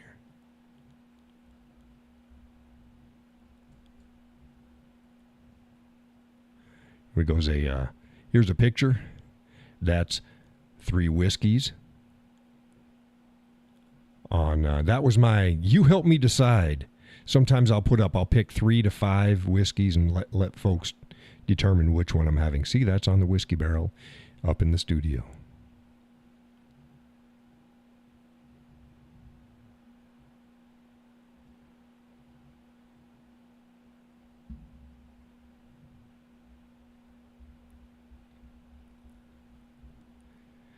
Jacqueline says the quality of your voice is reminiscent of a fine old smooth whiskey. Well, thank you.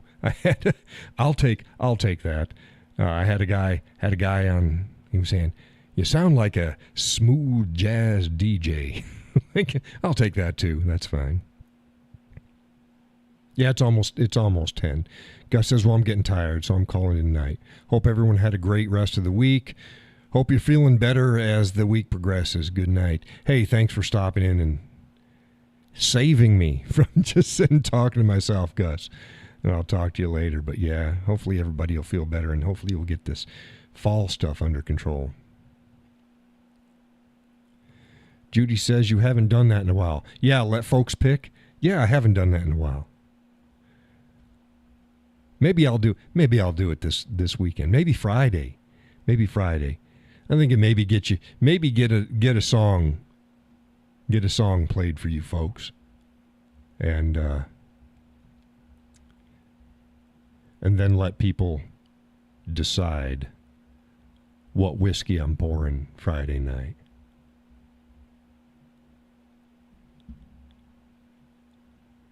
I'd figure it out. Okay, what am I sort of in the mood for?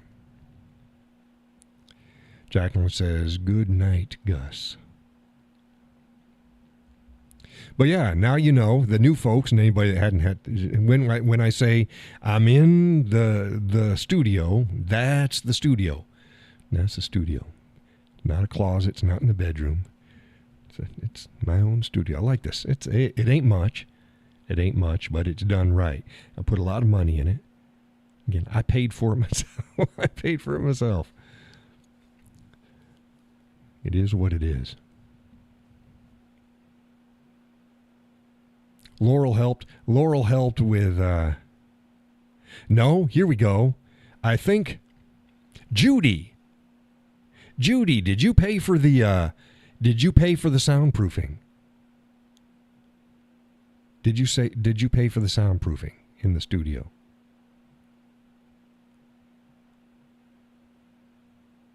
Or at least partially. Yes. Okay, so Judy helped at least partially pay for the soundproofing in the studio. Laurel, she paid for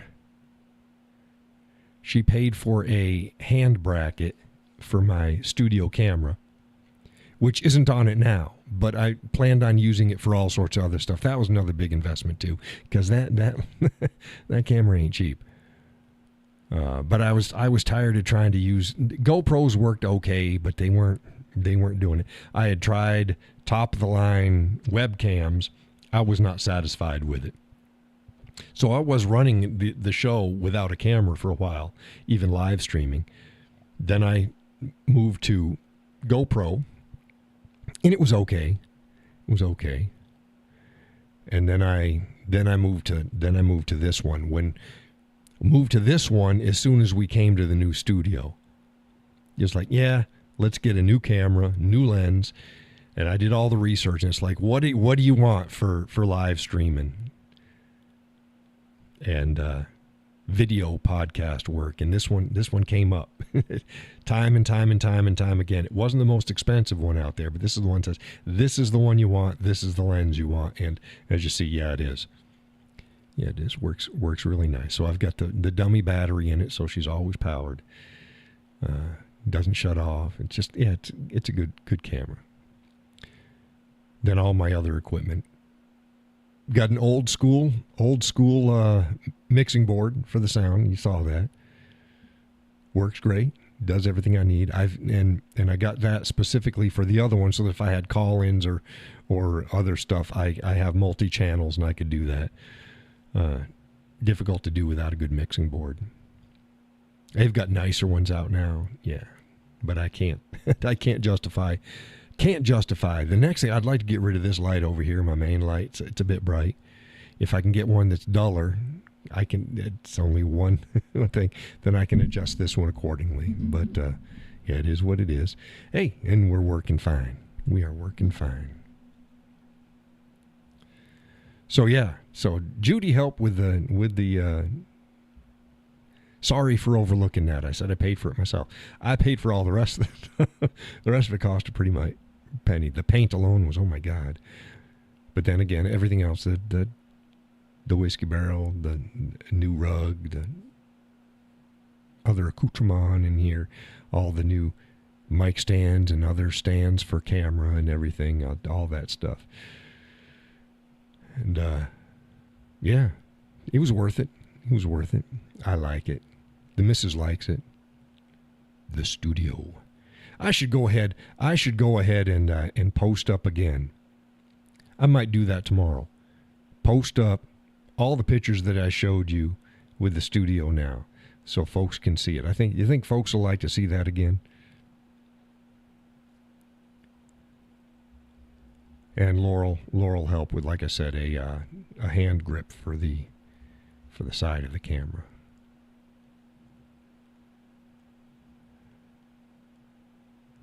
Judy says, absolutely. I've been rotating in some older articles, and that's fine. There's a lot of new people. There's a lot of new people. And I need the views and the interaction. It's still good information. So yeah, I think I'll do that. Tomorrow I'll go ahead and I'll gather up all those pictures and I'll just re-put them. Hey, when I say I'm in the studio, this is the studio. Judy says it's nice to see behind the scenes. Yeah, it is. I've seen other people's studios and their actual where I'm sitting. That's about all they do. There's not the rest of the studio does not look like my studio. I went it above and beyond what a lot of people do for their studios. Whatever's going to be in camera is all they focus on. Well, I just wanted the whole room because I'm looking out at the studio the whole time I'm here. So I wanted it to look nice. And if people came, and I've had folks see my studio in person. They come and go, oh, that's nice. It ain't big. It ain't big. It does the job.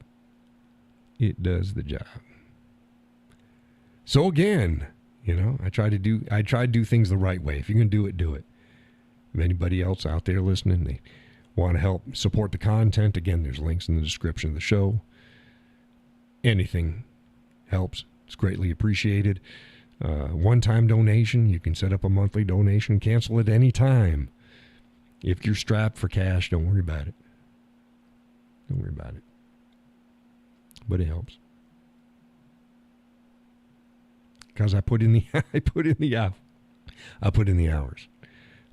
hours in the work. We'll have more time in the winter. Less I can do around in the winter time. So, but this summer sucked. It's 10 o'clock, folks. Was there anything else anybody would want to say, comment on, whatever? Best wishes go out to Laurel again. There's nothing wrong with her. She just had a stressful day.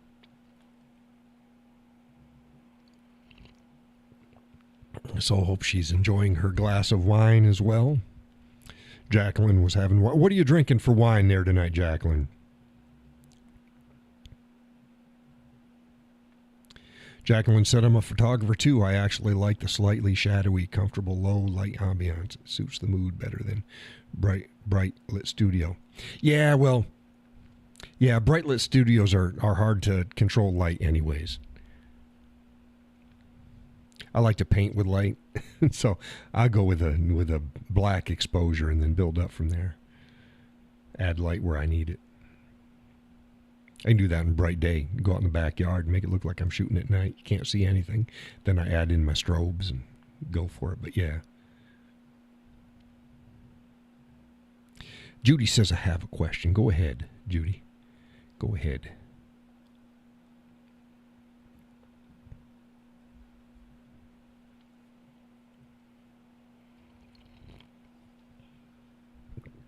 Chocolate covered strawberries. Coffee from Dunkin' Donuts is the coffee for tonight.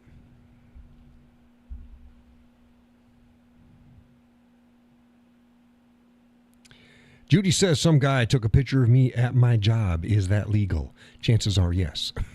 Yes. It's not breaking any laws. I'd have to know the particulars. Somebody had posted up about that the other day. They were telling somebody, oh, they don't. You got to get permission to get somebody's picture. No, you don't. He takes pictures of his kids in the band, and they're really particular on whether it's posted online, and he gets everybody's permission. And if anybody says no, he doesn't post it because it's illegal. No, wrong, wrong. Here's number one. If somebody is in public, you can take their picture. If you have their picture, you can post it online. If you make money with it, there's a different criteria there, but Jacqueline says $9 red. Menage a trois soft red. Well, if you like it, that's all that matters. He was sneaky about it. Doesn't matter. As long as he's not doing like an up the skirt shot or anything like that. Yeah. And then there's a lot of places they don't allow photography, but that doesn't make it illegal to take pictures. Now, they can ask you to leave. A lot of malls do that. Oh, you can't take pictures here. It's illegal. No, it's not. You can ask me to leave, but it's not illegal for me to take pictures. And that includes children. You can, like, if you're down at a park and you're taking pictures of kids playing, that's perfectly legal. They're out in public. Now, always be mindful. It's like I used to do a shit ton of street photography. So again, hey, I'm well versed in this. I'm never sneaky. I'm a big guy too. So think of me looking just like this, but I've got a backpack with camera equipment in, big old DSLR with a lens and stuff like that, and I'm toting it around. I ain't up to anything nefarious. I'm clearly visible. I'm not hiding in any bushes. So I did my street photography and stuff like that. But yeah. Yep, it's legal. First Amendment protected right. Now, you can not like it, and that's fine. You can block the camera. If you block, just put something between you and the camera. Don't get near the camera. That's you're just asking for problems. But yeah, you can like hold up a paper in front of your face or do anything like that. It was his phone. So yeah, well, see, yeah, phones are used a lot. Phones killed the DSLR. Because, man, I can get some good stuff. Most of the stuff I post online now is from my cell phone. Jacqueline says, right. If you choose to be in public view, you have no expectation of privacy. It gets dicey if you're in public looking into someone's window. Right. Now, here's the laws on that. Is if you're on a sidewalk and there's a window there and you take a picture through the window, still legal. If you can see it from public, that's fine. If you've got to get into a weird position to see it, or it's not a natural, yeah, you can get in some issues. But yeah, but generally, yeah, don't do that. Don't do that. I would shoot into windows at stores and stuff like that, and that's fine. I got a lot of good mannequin pictures and people pictures and stuff like that, but never their houses. Never their houses. People outside their houses, yeah. Again, street photography. Going to the city, you're going to be taking pictures of people sitting on door stoops or playing in a park next to their house or sitting in front of their house or whatever. You're gonna get them in an alleyway. But if you're in public, there's no expectation of privacy. And if you can see it from public, there is no expectation of privacy. But that goes both ways. If you're getting into weird positions to get the shot, chances are it's not a legal shot. And if you're inside your house and you're like walking naked in front of the picture and in front of the window and they can see you outside, you're probably going to get in trouble for that too, even though you're inside your house. Yeah. So there's nuances and plays to the law depending upon the situation, but yeah. So do you know why he was taking your picture, Judy? I'd have asked. I don't care. People can take my picture. I don't give a shit. I just, hey, going online? What's this for? I don't care. I don't care one way or the other. It's just, hey, what's up? You want a better picture? I can give you a better picture. That's usually the best way to handle it. See, people, they want to get confrontational. That never ends well. It never ends well. Just either ignore them or offer to give them a better picture. Hey, do you want me to? And normally they just want the candid anyways. Like if you were working, I've taken plenty of working pictures. And those you got to get them. You get them before they know that they're, because once they know that they're going to have their picture taken, you ruin the picture. So again, it's hard without knowing exactly what the situation is, what his intent was. It says legal definitely, but you need to be prepared for very vigorous challenges. Yeah, yeah, I've had them. I had a guy down in Manchester, and he come running across the street. Young guy, come running across the street. Gonna attack me. I don't fucking think so. I held my arm out, and then my other one went right directly to my sidearm. It's like, oops, oops. And then I gave him a good shove, get the fuck out of my face, have a nice day. But yeah.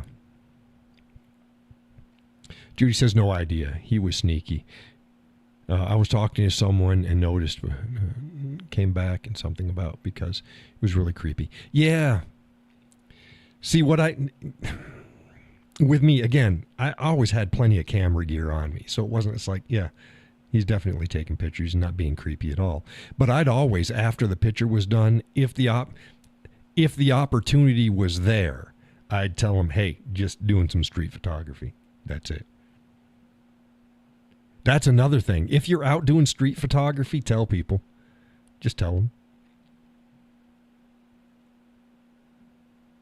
Oh, please don't take a picture of me. Well, usually by that time, I'm already done taking the pictures. I got what I wanted.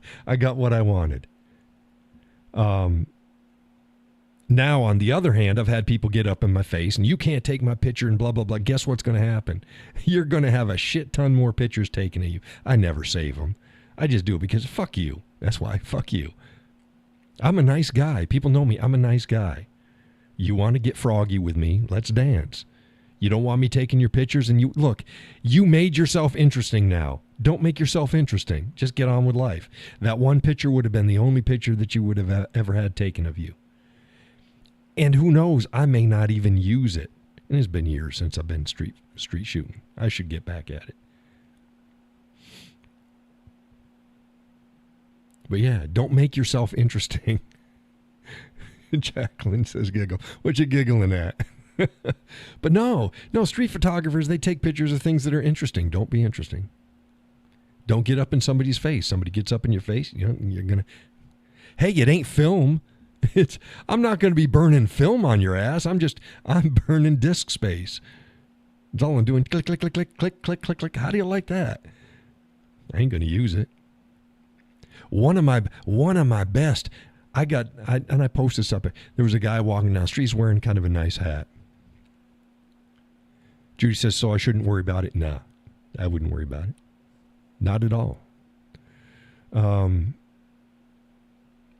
he's wearing kind of it was a hat. It was just a hat. And he has glasses and he had like a beard. And I liked his look because he looked unique. And I took his picture. Click. It's like, oh, this is a good picture. He saw me taking his picture and he stuck his hand up. Let's see if I go like this. He stuck his hand up. No, it had to be like this. There we go. He stuck his hand up like this. Except for it wasn't covering his whole head. It just covered his face. And you could see his eye looking in the crotch between his thumb and his other fingers. And I took another picture. So I only got 2 pictures of the guy. The second picture, where he was trying to block the shot, and you could see his eye, just like this. You could see his eye looking through there, was the perfect shot. It was like, oh, thank you. That was the shot. Let's see if I can find that. Let's see if I can find that picture. See if I can find it. I might have it here.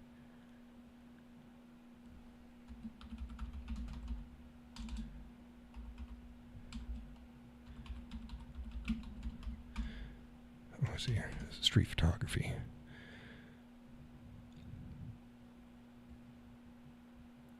Okay, now here's some pictures here. We've done this. Here's a picture right here. Remember I said through a, damn it, that's not what I wanted. I just want this picture. I want this picture. But it's small. Okay, this is, you see this picture right here, this is through a diner window. And see, you get the reflection on the diner, and this guy's just looking. And that was the only shot I took. That was the only shot I took. Let's see if this has any of the. Here we go. There's the picture right there.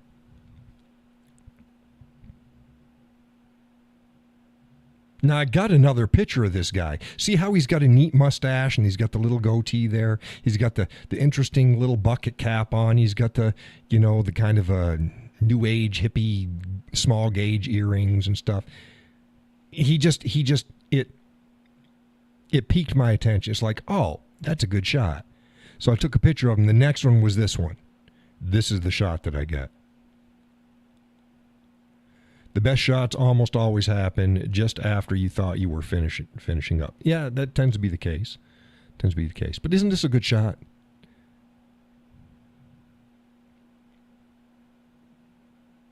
Love that picture. There's another. Excuse me. There's some gals. She hopping. See, she's hopping in the air. Mannequin, remember I said this is 50 Shades of Grey. This was at some swanky store, but you can see it's in the city. You see the buildings in the background, and you see this is just a composition shot. I like this shot.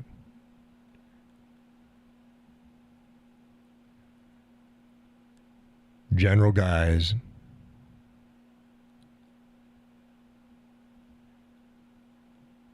Another one. She had to have been at least 300 feet away. I love the movement. The two people just talking, like, "Hey, it's been a while. What you doing?" Happy to see each other while the world goes on around them. This is my National Geographic shot. This isn't national. This was taken in the state capitol. He's an African guy, and he walks around. He probably has a suit on underneath here, because I believe that he wears a suit most of the time.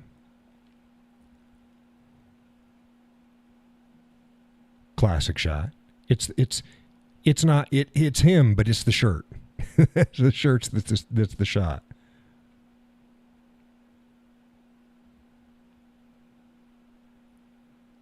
Sleeping. I think he was waiting for a bus. He had money in his hand. Enjoying lunch. That's in Concord. One of the little squares. Old style bike. It just composition shot.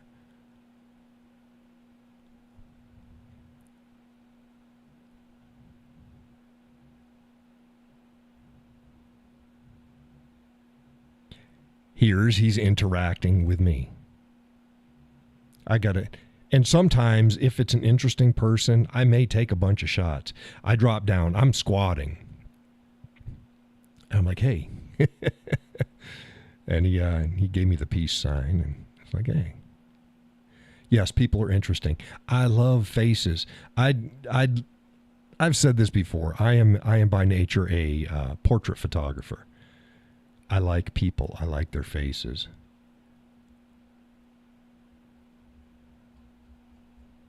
I like their faces. More of my photography here.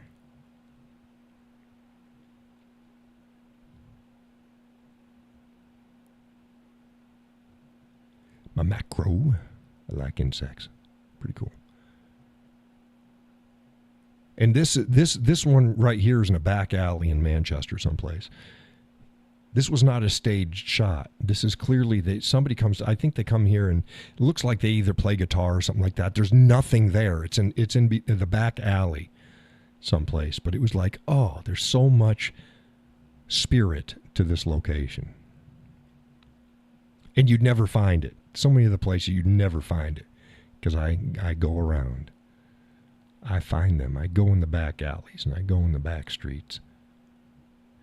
This shot right here is in the tunnels and hallways in the state capital of New Hampshire. Underneath the ground, there's a complex of buildings that connect to the Capitol.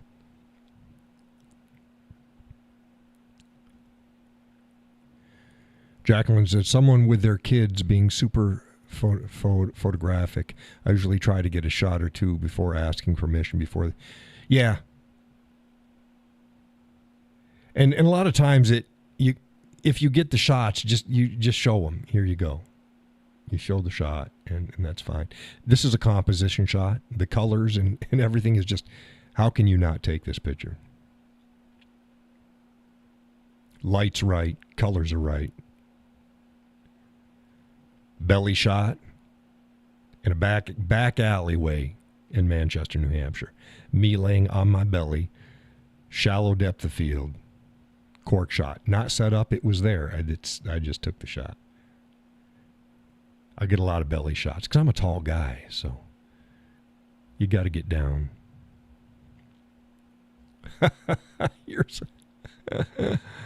Oh, my goodness.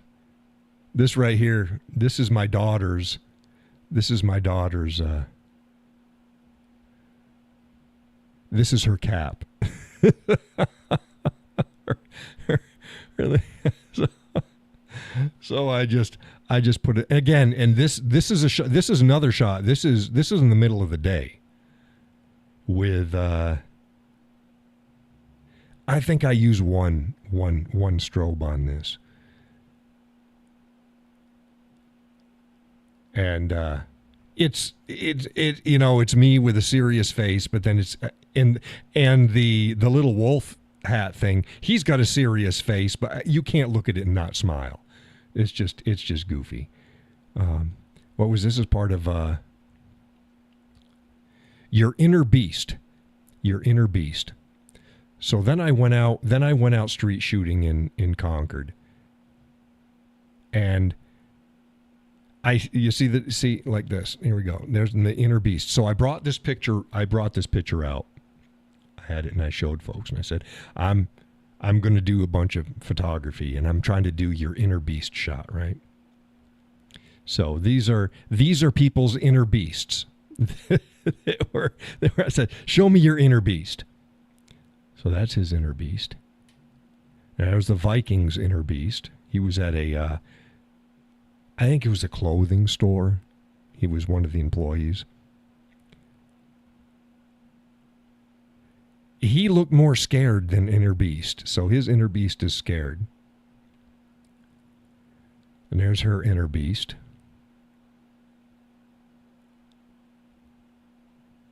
So yeah, that's just some. I had a bunch more, but and then of course you get kids playing in the skate ramps and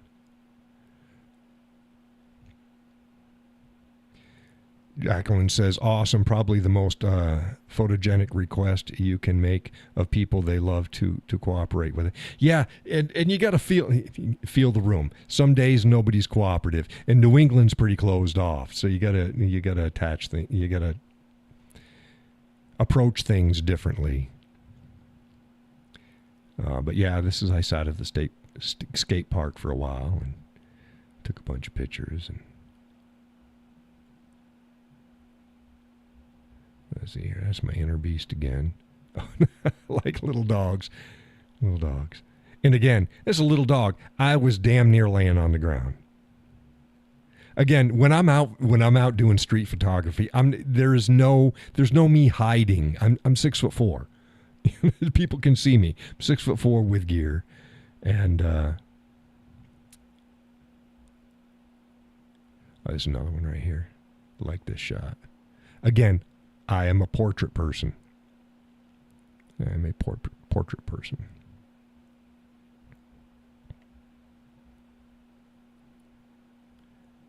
Oh, here we go. Here's some. You've seen this shot already.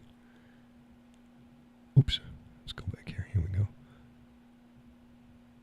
You've seen that one already. There's another one. And this was not a posed shot.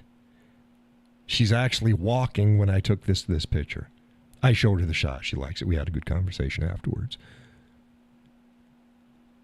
This shot, I love this shot because it's a prissy little dog, and you see all the cigarette butts on the street.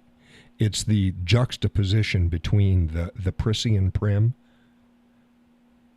and the gritty of the cigarette butts. There she is again. There's a street performer. I haven't seen him this year. He usually is up in Concord, downtown Concord.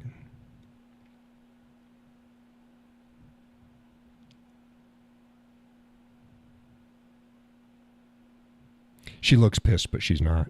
She just has that kind of a look on her face. We had a good conversation. Again, people's faces. Love faces. This guy, again, he looks like he's like a little pissed off. He was waiting for a bus too. We probably talked for a good 25 minutes and stuff. He saw me taking a picture. I liked the way he looked. And the composition was just right. So I took his picture and then I showed him and everything like that. And he had a good time. This guy here, another guy. I get people all upset if asking if I'm okay when I'm completely unconcerned about lying on my stomach on sidewalks. Yeah, nobody asks me because, like I said, I'm definitely there for a reason. So it's fine. But yeah, this is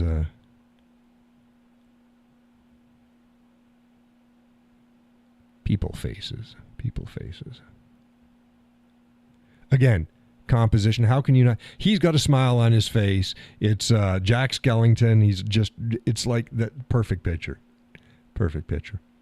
I got quite a few pictures down this way. This is just up by the town hall on Elm Street in Manchester. And again, I love this shot. This is timeless. This shot right here is timeless. The only thing that would you can replace the reflection of these cars with cars from any era, and the shot would still work. Love this shot. Yep. Oh, here's some more. This is a. She saw me. These are her kids. And this lady right here, she saw me taking pictures. I was waiting. I had to wait till they get to the spot, but she watched. And they're going to the courthouse. They're just probably 100 feet or so in front of the courthouse. Courthouse is to the right, 100 feet to the back of me. And we're getting married. So, just in the middle of a day. Beautiful shot. Love the eye contact. I love how everybody else is doing their thing and she's making eye contact with me. Beautiful shot. Another shot. Love this one. It's a studio shot. Yes, I had a photography studio as well. Yeah, the man in the diner looks like a studio from the 30s. Right. Like I said, it's timeless. It's timeless. This isn't a studio shot. This is a commission shot. This was at her home. She's sitting by a window. This is natural light. Sitting in a chair by the window. Cute gal. Love this shot. This shot is, let me tell you about this shot. This shot's at an apple orchard. You can see the apples in the background. I am about 200 feet away. And there's actually a playground area, sand playground, between us and a picnic table between me. And I'm shooting underneath the picnic table above the playground about 200 feet ahead to get this little boy. Jacqueline says, love those windows. Yeah, because it's soft light. Let's go back to that one. It's soft light. It's soft light. Yeah. Yeah, these are also very timeless and done right. They don't just happen, but yeah, if you know what you're doing and what you're looking for. Then get your settings right. Get your settings right, and then go ahead and take the pictures. Cat girl. Studio shot. Cat girl. Studio shot.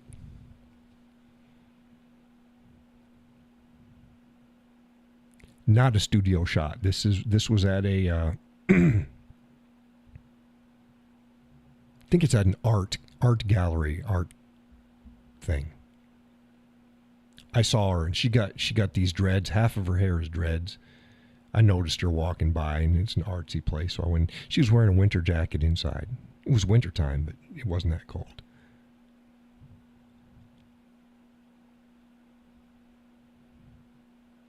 Another commission. This was at her folks' place. It's just outside one of the barns. And this is actually 3 light. Got three strobes for this. It's not natural light. I mean, it was bright outside, but this is not natural light. Another shot.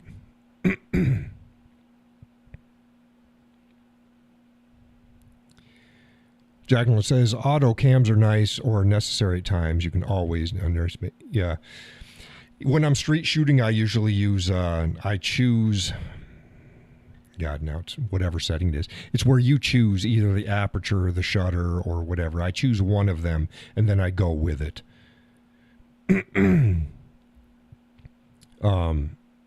Or else you're going to miss it. Most of the time, choosing aperture speed is good. And then, because you want to make sure whether you're going to get stop the motion or whatever.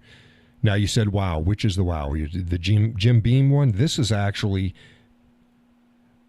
in my dining room, daylight.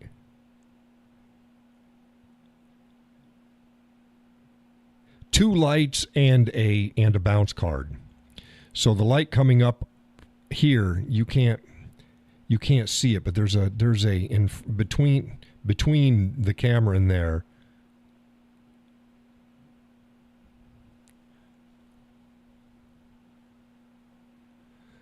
And it looks like I'm in the dark. I'm not. It's fully lit. So I got a light about 45, and maybe 45. So 45 to the right, 45 to the left, towards the camera, 45 up, shooting down at me, and a fill card bouncing off in front for this shot.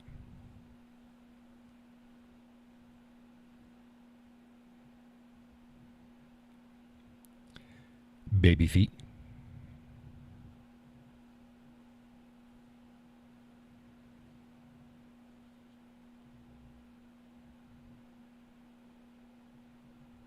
Nice fall shot.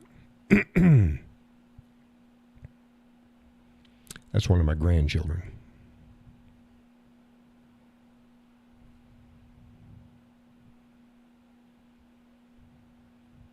Street photography shot. Love this. Love this shot. Oh my goodness. Drew says I love baby feet. Yeah. Yeah. How could I not take those? How could I not take that picture? You got to take it. You got to see. You've got to see it, and then you got to take it.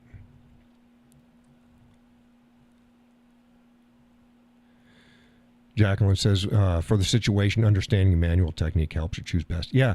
What are you going for? You know, is the light going to be changing often? Is the movement going to be fast or slow? Studio is easy because you control everything.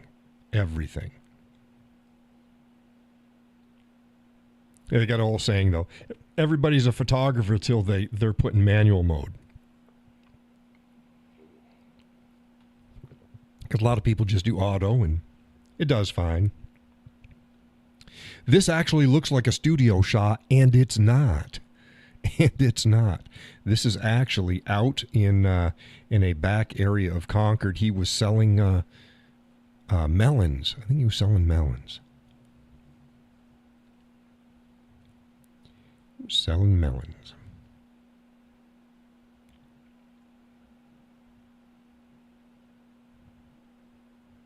Another commission job.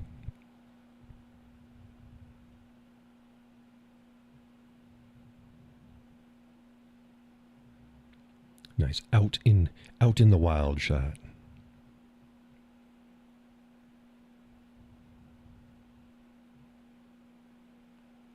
Jacqueline says I like classic things like Band-Aids or teeny red sneakers. Yeah, something that just it brings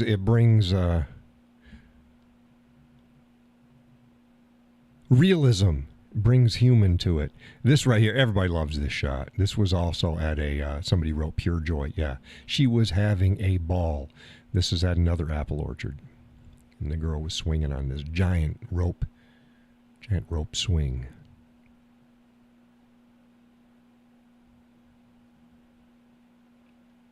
See, there's that girl again. There's that girl again.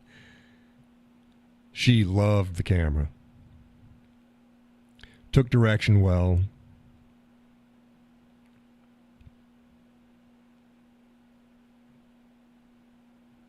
This is a candid shot. This was at an event. And he was snuggling up next to his mother's leg. And of course, I'm a big, tall guy, so.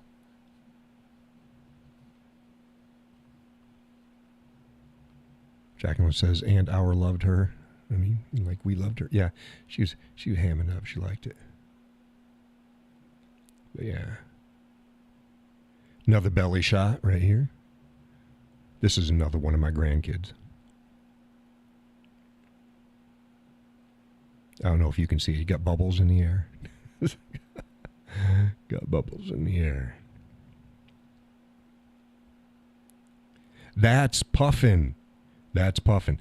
Longtime members, they know Puffin. Puffin moved with our youngest. He doesn't live here anymore. There's Puffin. Puffin. How many do I have? Grandkids? Oh, my God. Dozen or more? I got 5 kids and a passel of grandchildren. The kids range from, the youngest is 24 and the oldest is 41. Street photography shot.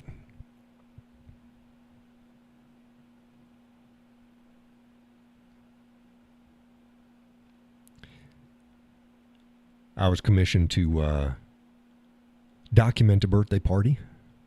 This is one of the shots from a birthday party.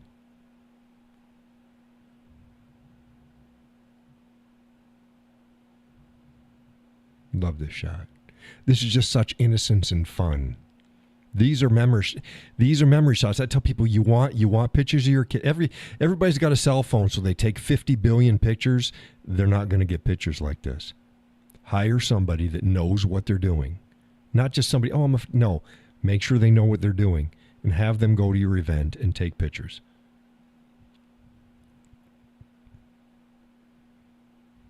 Because you're not going to get this picture with a cell phone. There's a guy again. There's another guy. He come running. This is at one of the ski areas, but in the fall. He come bombing down. How do you train those bubbles to line up like that? It's a lot of work. It's harder than cats. But yeah, I mean, you got to be at the right place. You got to be at the right place at the right time. A little bit of luck, but the more you do it, that you know what you're going to be looking for. See, I'd been watching this girl dance, and they had been playing. She's got the bubble thing. You can't see her. She's making the bubbles, and she's spinning around when she's making the bubbles, and she did it the same way over and over and over. So there you go. But yeah, this guy's bombing down the hill. He was happy as can be. And again, this is another shot. He wasn't near me because I got a lens. I was reaching out. But he saw me taking the picture, and just that eye contact and him having so much fun. It's like, oh, perfect. That's another other gal again. You saw the other pictures of her. Another child shot.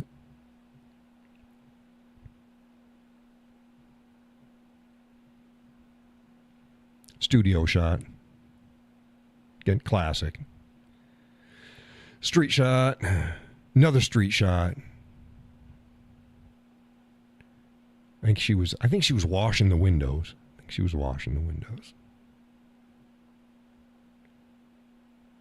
This was outside the State House in Concord.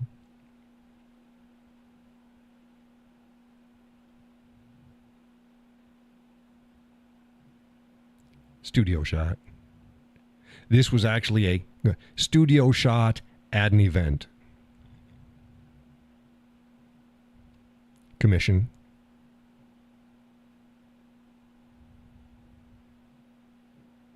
That little hand made the Favy photo. Yeah, let's go back to that.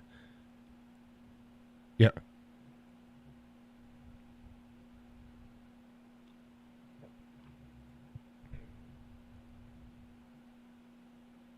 Now you see the little fingernails. You see the wrinkles.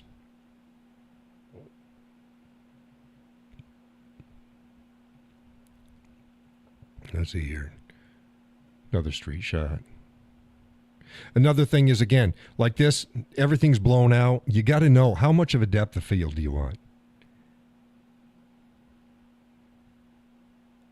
That was at an event.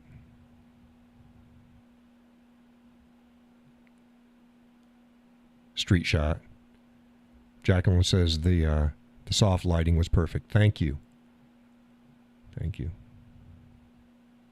Also knowing what to process and when to say no. You know, over-processing will kill your shot.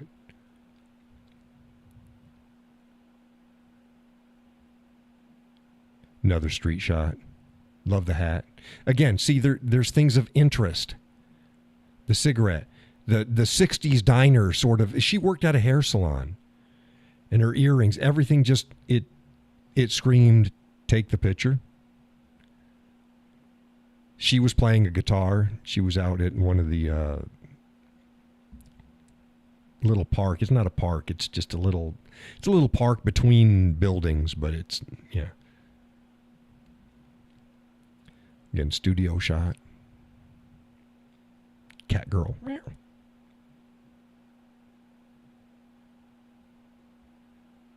See, there she is again. See? How can you not take that shot? That's perfect.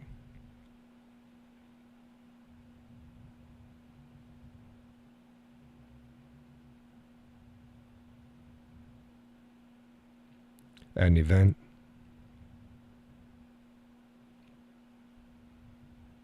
Commission. Hey, you know this gal? Jacqueline says you have a special personality to get people to be so comfortable and natural with you. I try. Yeah. Yeah. You know who this is, right? I love this shot.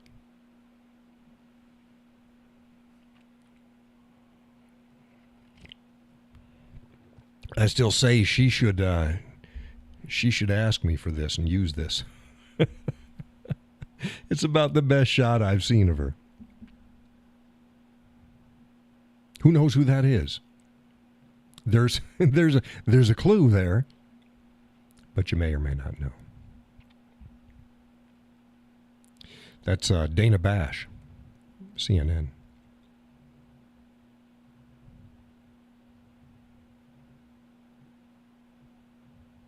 Love that shot. Love it.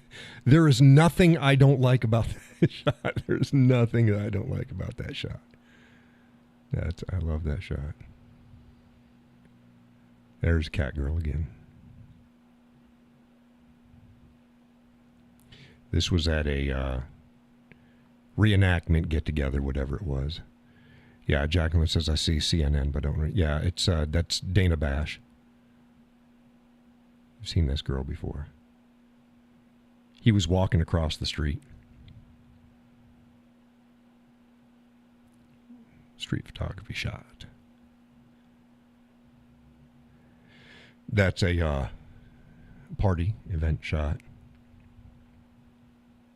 And again, you're not going to get these shots when you're just there with your cell phone. You're just not. Okay, you saw that and you saw these. Yeah, I think you've seen that. I think I'm back at the beginning again. Yeah. I love portraits. I just love portraits. I do. Let's see here. You've seen that one. You've seen that one. That's it. I got a bunch. Oh, my little creatures. Macro photography.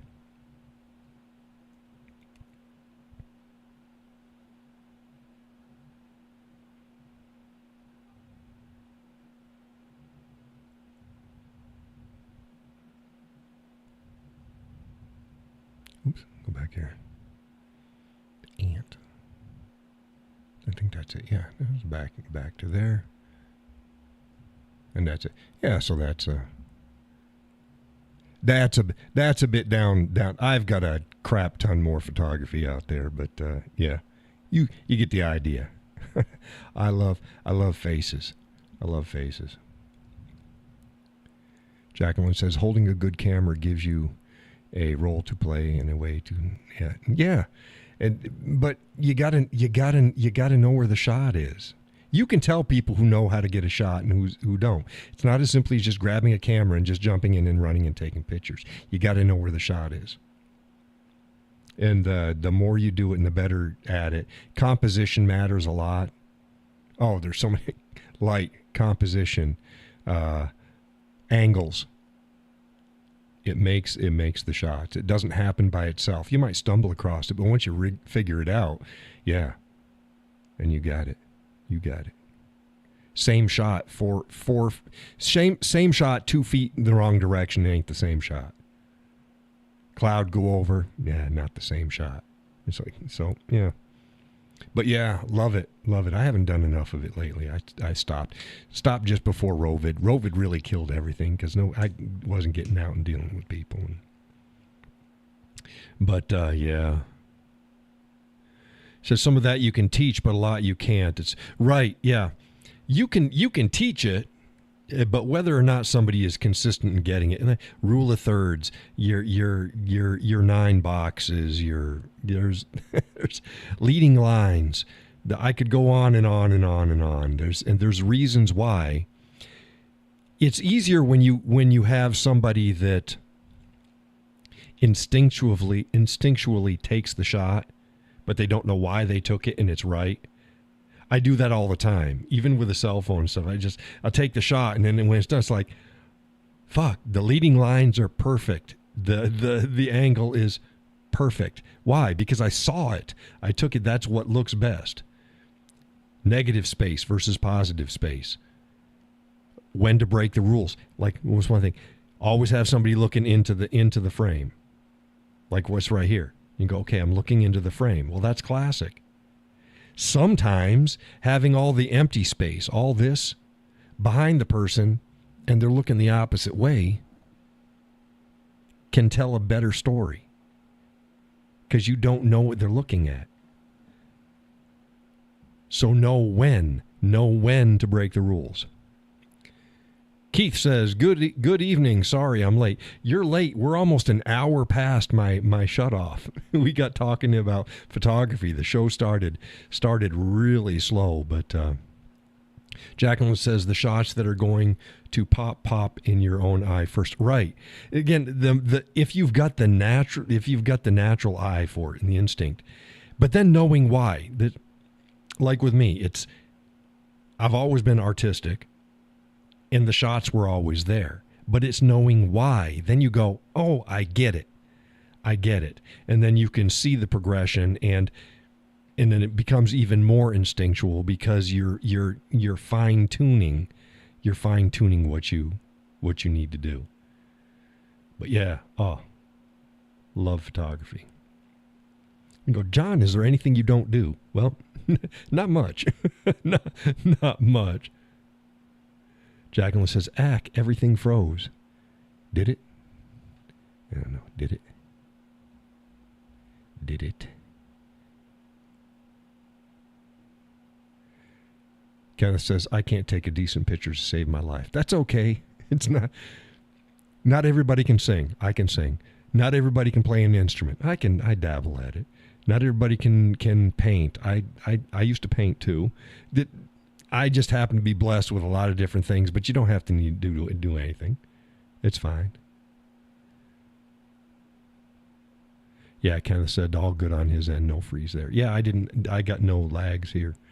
But yeah, different strokes. I try to do what I can and share with the world, and that's that.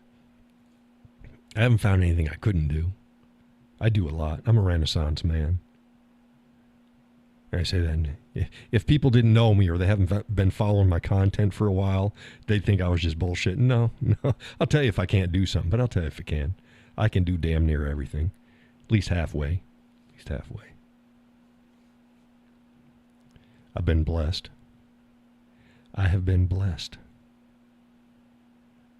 And then if I can share that and other people enjoy it, all the better. All the better.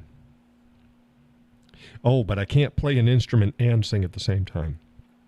I can do one or the other. I haven't mastered the knack of doing both. I can't. Know your limitations. Jacqueline says, like learning to drive a stick shift. First you have to understand all the little different things to do. Yeah, sort of, but that's another thing. I haven't found anything I couldn't drive. First time I got into a stick shift, I didn't stall it out. It just seemed natural to me. It's like, okay, I understand the basic principles in my head. You got gears, you got to do this, and you got to, okay, so do it. So that's weird. Same way with skiing. First time I ever went, I did cross country a bit when I was younger, but never downhill, and they're not the same things. I went to the Alps and I was skiing. I was like, I could spend a day getting lessons, or, I kind of know the mechanics of it. And cross-country skis and downhill skis are not fastened the same. They don't work the same. I'm like, okay, I'll do it. So I got up there and I had a ball. It was great. Just do it. But you can't drive well. Right, it's got to be instinctively. And for driving, it's always been instinctive to me. Yeah. Kind of says same. Took to it right away. Went to stick in the next vehicle. Tired of those automatics. There's a place for both. Actually, in hilly country, automatics are so much easier just because you don't have to futz with it. Less rollback, less issues. But I enjoy both.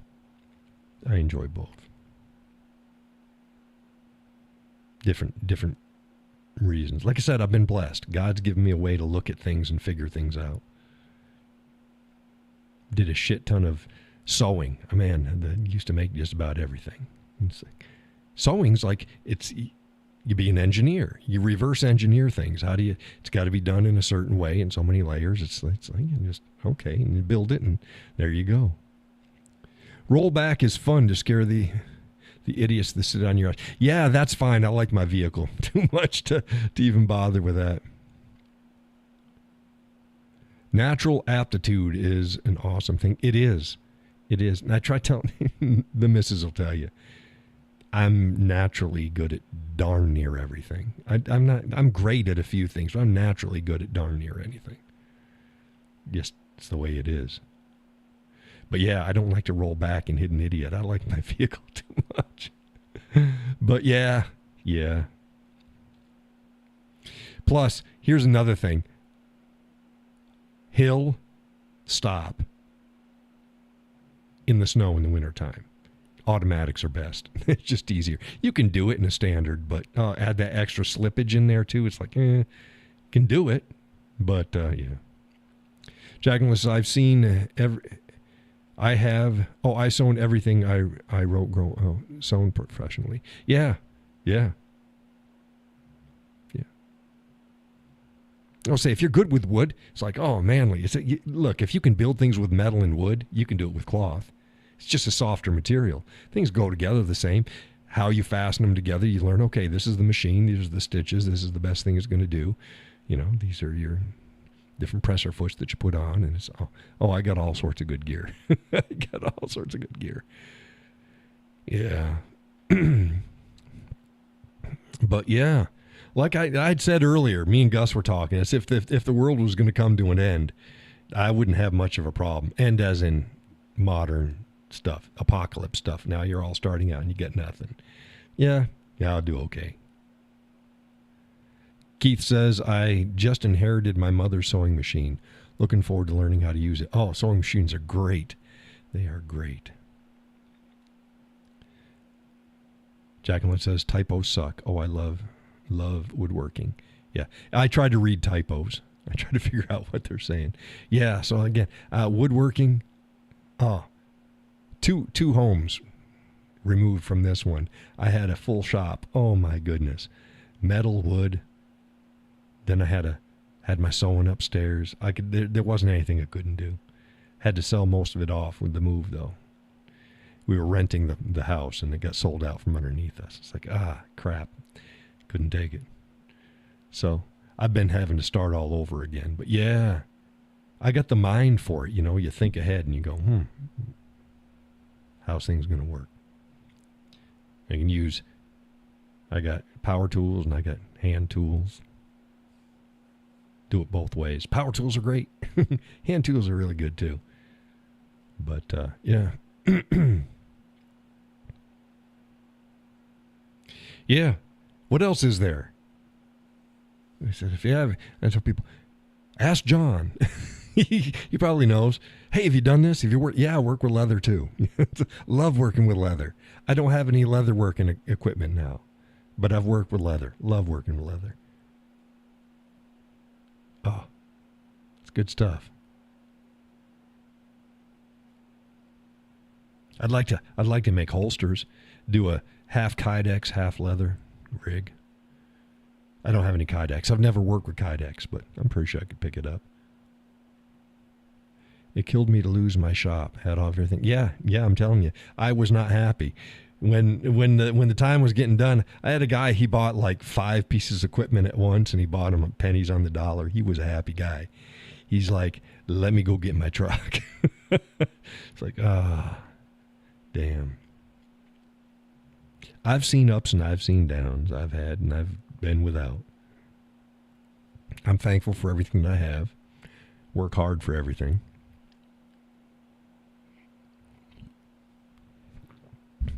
Hey, Kenneth, you're going to have to watch the show earlier. I showed all sorts of pictures of the studio. When I say I'm in a studio, I'm in a studio. I got a studio. I had shown the folks that have been following my content for a while, they saw the room raw and then finished. Huge transformation. I'm gonna post up pictures of it on my Facebook page tomorrow anyways. Kenneth says, speaking of holsters, you have a brand you recommend. I am still searching, but not good. For a good IWB for my everyday carry. Yeah, see, I'm an OWB guy. I think Alien makes some nice holsters. I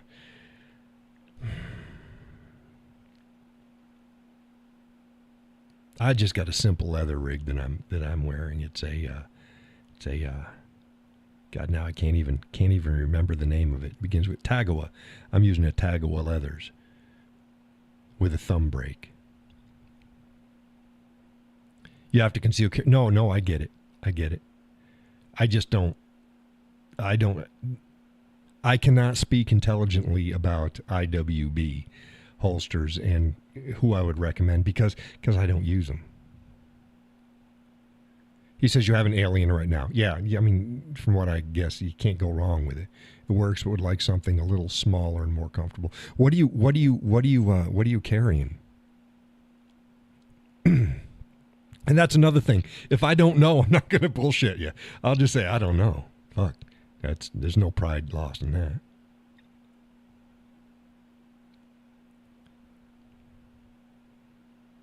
Yeah, what's your EDC? Smith & Wesson 9? Yeah, is that a M&P? M&P Shield 9, maybe? That's what I got for my missus. Great little gun. I would recommend it in a heartbeat. He says yes. See, huh? It's a good gun. I took hers. I bought it for her one Valentine's Day. How's that for a Valentine's Day gift? M&P Shield 9. And I went and I purple colored in all of the engraving on it, so all the writing and stuff is light purple for her. It's a cute gun. Shoots good. Dead on. Good little gun. Takes a little bit to get broken in. They're tight when you buy them. They're tight when you buy them. but they're accurate. Small, accurate, reliable, good gun, good platform. Jacqueline says, I love the ability to go to do pretty much anything I want to do. The old house. Yeah. That's the thing. If I don't have to pay people for much of anything. I paid to get all my plumbing done over at the other place, but excuse me. Kenneth says, I will went constitutional carry, so I want to get one for my wife as well. Yeah, it's a good gun for him. But I tell you, this my gun shoots better. Here's the thing about I was gonna my EDC. It's my Beretta M9. Yeah, it's a full size. It's a duty pistol. It's a big gun. Doesn't look big on me. Again, I'm 6'4". I say that just because you got to understand the whole dynamics. So I carry my M9 all the time. Doesn't look big on me. Most people go, oh, is that 1911? No, M9. 1911 gives me 8 shots. This gives me 15, one in the pipe. But I don't carry one in the pipe. Well, I carry one in the pipe, but it's always 15. See, people go, they load up 15 in the magazine, put it in there, chamber around, pop it out, put one more in. So now they got 16 rounds. Well, then you're 16, 15, 15, 15, 15. Just 15. That's good enough for me, but whatever. The bigger the frame on the gun, the easier it is to shoot. It helps dissipate recoil better. Like the M&P Shield. Nice gun. 9mm. Great gun. Snappy. It's snappy.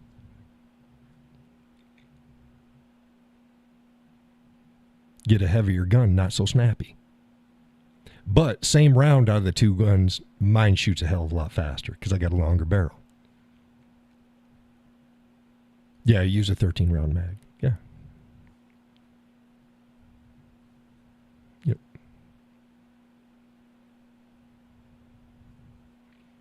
But yeah, good little guns. But yeah, the heavier the gun. But see, the thing is most people won't carry a heavy gun.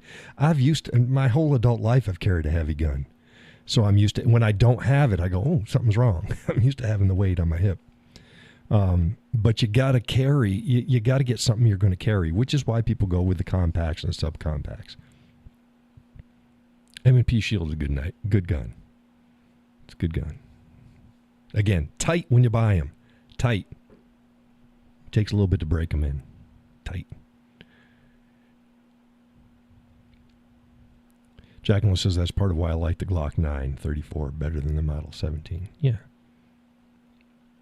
Now, a lot of people can't carry the Beretta. They love the Beretta, but it's got a big grip on it. It's really freaking wide. It's fat.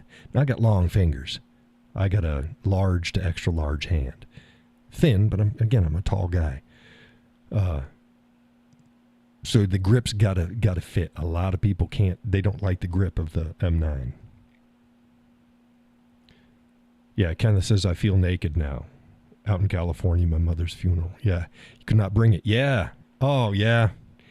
I try not to go anywhere that I can't carry. Just because I do it religiously. If I'm dressed, whether I'm home or not, I'm carrying. But it's not just that I got knives. I got my Batman utility belt. I got knives. I got several knives. I got my cell phone case. I got my Leathermans. I carry shit. So when I'm dressed, and I've got everything I need. You get in the habit. It's like, oh, shit. Something's not right. It's kind of like if you're wearing glasses and then you're not wearing them and you feel like you got to push something up on your nose because it's not there. Same way with a heavy gun on your hip. It's like, something's not right. Well, because it's not there. It's not there. Jacqueline says, I'm 5'3", but I have my dad's hands. Good working hands. Well, that was kind of rude of you. Should have just... Did you let him finish his life before you took him? Yeah. Dad's walking around. Like, damn it, Jacqueline, she got my hands. I'd shake your hand, but Jacqueline's got my hands. I always think the missus has big hands. She doesn't. I always think she does. She doesn't. I put my hand up. No, your hands are small. I think she got like a 5.5 or 6 size ring. And she ain't got big hands. Bigger feet. She got them new shoes in. I'm happy for her. Kenneth says he has short and wide hands. Yeah, I always think my hands look skinny because I got long fingers. I think that they're thinner than they are, but my ring size, I'm wearing a size 10. It's not, it ain't a small hand. My gloves, they're large to extra large.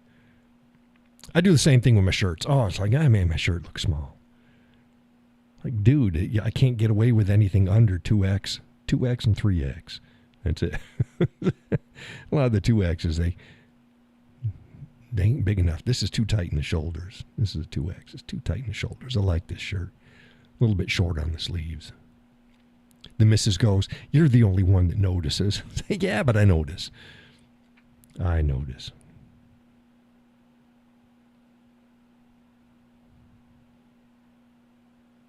Takes all sizes. All sorts of people. Kenneth Roberts, you're not the one. You're not the guy that asked me online whether 5'6" is a short guy. Were you? Some guy asked me about that. He had an argument with his wife or something like that. He asked me, is 5'6" short for a guy? I said, well, yeah. I mean, it's fine. He's like, if he was wearing 2-inch rope and heels, would that? It's like, yeah, that's being about 5'7". That's fine. He goes, nope, not me. Yeah. I had to tell him, it sounds like you're trying to rope me into a question here. You're getting me 5'9". Yeah, that's average. I think 5'9", 5'9.5" is average now.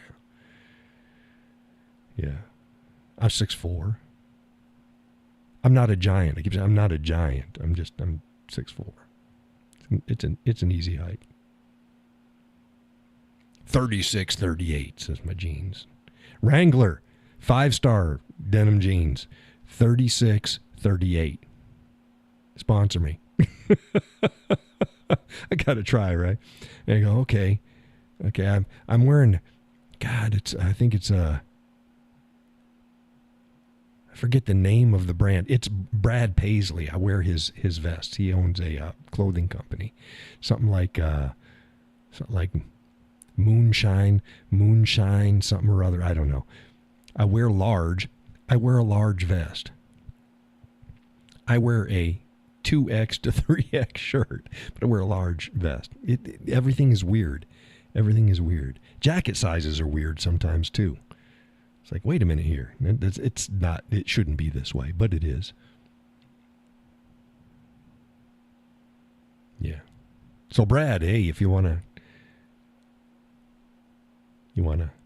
sponsor me with some of your clothing, Wrangler. I really can't have too many jeans. Moonshine Spirit. Thank you. See, I was close. You must have Googled it. Did you just Google that? They're very affordable vests. Very affordable vests.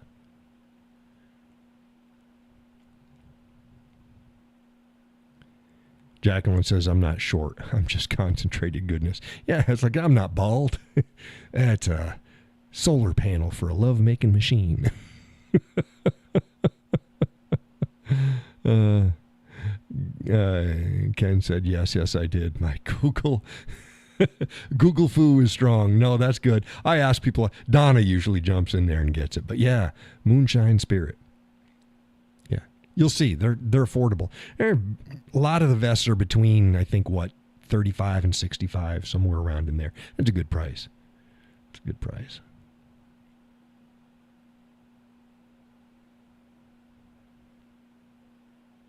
But yeah. So when you see me in either pictures or on the show and I'm wearing a vest, it's probably a Moonshine Spirit. And you know damn well I'm wearing my Wranglers. Here's another thing. I need more belts and I need more belt buckles. I only got one Western style belt buckle anymore. So I'm a pretty frugal guy. I need to get more of them so I can swap them out. I usually have one Western cap at a time. And then when it gets too old and I can't clean it and can't do it, I retire it and I get another one. I'm a very frugal guy. Frugal is my name. Mr. Frugal. Frugal. I usually have a few pair of boots, but I usually wear one religiously. Excuse me. And until that's worn out, and then I go and get another pair. Yeah. So I got like my burgundy dress boots. And then I got my dailies. Yeah, and they're different.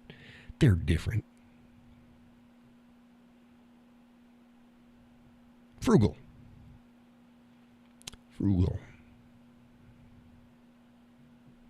So holy shit, we're after 11 now. I was expecting Wayne to jump in. He usually keeps us going longer. But okay, did Judy fall asleep? Now we got some more people watching. They just haven't been typing up. Again, I say all the you never know what we're going to talk about on the Whiskey Cowboy Live.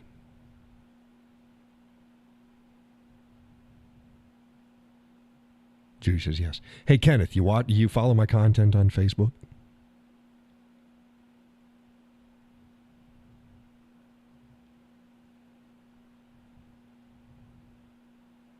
Okay, good.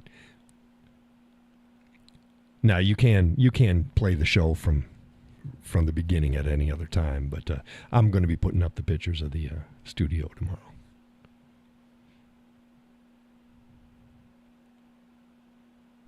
He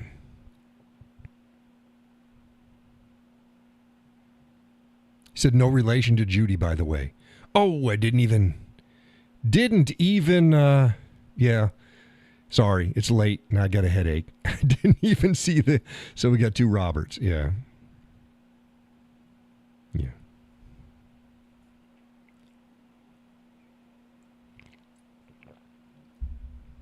Oh, goodness.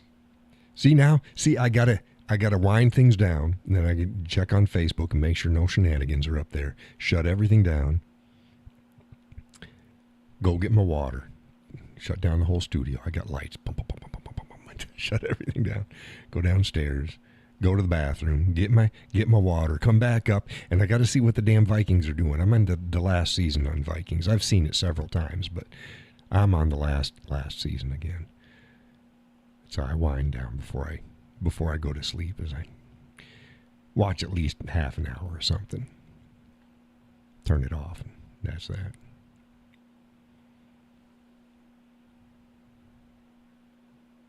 So was there anything else anybody wanted to hit before I close this out? Tonight's coffee again is chocolate covered strawberries from Dunkin' Donuts brand. Kenneth says I need to rewatch that one. Yeah, I watch it every year or so. Get it one time. It ain't the Band of Brothers. That's another thing I watch religiously. I will watch that thing, and I've got the collector's edition. My sister bought me the tin box with everything. Oh, it's really nice. But whenever it comes on, one of the things, I always watch it whenever it comes on. But yeah, Vikings it's a good waste of time. Try some Verena Street coffee. Pretty good stuff. Verena Street. Gonna have to send me a message.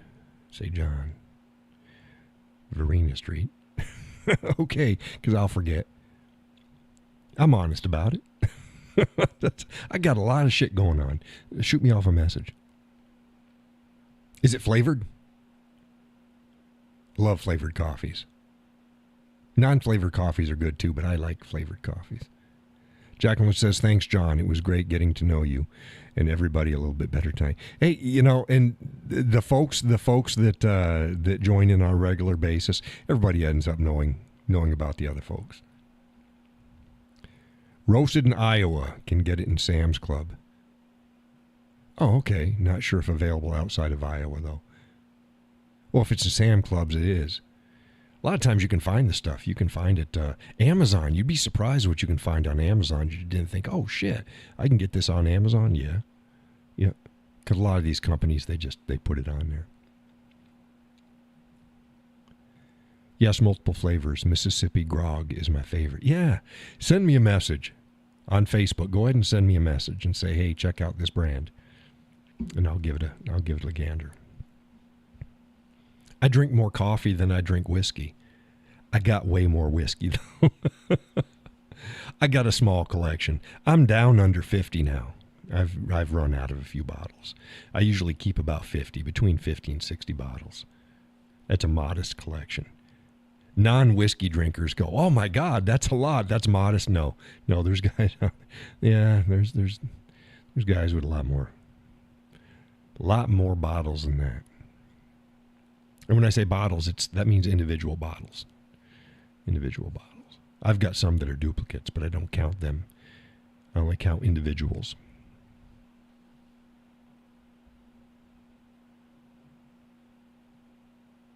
But I got lots of coffee, too. Not nearly as much. I think I've got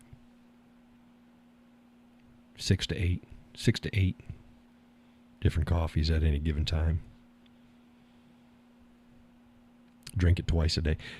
Drink it once a day if I'm not doing the show, twice a day on show days. Unless I decide to have a coffee in the evening instead of whiskey. I don't drink whiskey when I'm pissed off. I don't drink whiskey when I've got a headache. I don't drink whiskey when I'm sick. And I don't drink whiskey when I'm overtired. I don't do that. I enjoy my whiskey too much. It's a wasting whiskey.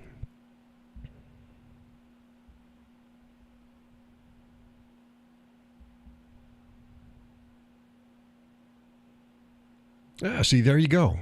So you found it on Amazon. Now, you said if they have it in Sam's Club, they probably have it in this neck of the woods in Sam's Club too, but yeah. Good. I'll take a look at that. Thank you. Okay, anything else? Mrs. is gonna bitch at me.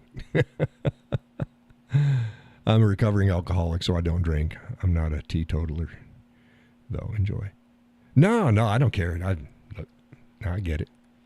I drank way too heavy when I was young. Way too heavy. But folks know the reasons why I got back into whiskey. And it's medicinal. But I got a good nose and I got a good palate. So I did whiskey reviews and I know my way around it and I enjoy it. And I'm the only whiskey cowboy. Again, I like to say this. If you Google the Whiskey Cowboy, the only Whiskey Cowboy that's going to come up is me. Now, there's the Whiskey Cowboy Saloon. That's not the same thing. I'm talking about an individual. There's only one Whiskey Cowboy in the world. In the world. That's me. Ken says, nah, thank you for hanging out with us. Have a good night. You're most welcome. I stayed longer because you came in late. I'll blame it on Ken. Say, baby, I was going to go, but Ken came in and he was worse than Wayne. He wouldn't shut up. She ain't going to buy it, but hey, you got to try, right? Thank you for joining the show. Thank you, everybody. Yeah, this is more like what the shows used to be. Everybody will, you get to know what everybody is and a bit about them. Again, I showed up Judy's wares, her soaps and candles. And anybody else. So I've done that for other people in the past. You got a hobby or you got something. Somebody will send me a picture and I'll post it up for everybody in the show. I'll have a good time. And as always, folks can message me. And you want me to talk about something, write up an article on Facebook and stuff. Let me know. Say, hey, John, what do you think about this? And I'll let you know. I field questions all the time. Sometimes it gets articles. Sometimes it's just answering questions for folks, and I don't mind. I don't mind. So I'll see you Sunday. See you Sunday. Hopefully the rest of your week is going to be fine. It's going to be trick-or-treating in the neighborhood for tomorrow. It's supposed to be warm. Should be in the upper 60s, early 70s, lower 70s. That's pretty good. Jacqueline says, good night. Take care of the headache. See you Sunday if you're on. Yeah, it should be, unless something comes up. Judy says, good night all. Thank you again for sharing my stuff. You're most welcome. You truly are the best. The best of the best of the best. Sir. Men in Black. No, I'm just a guy. Hasta luego. Hasta la vista. Hasta luego. Hasta la Artois? Stella Artois? What's that beer? It's the beer. But, no, see you online. See you on Facebook. Shoot me off the messages. Thanks for the link there to the coffee on Amazon, Ken. And God bless and take care.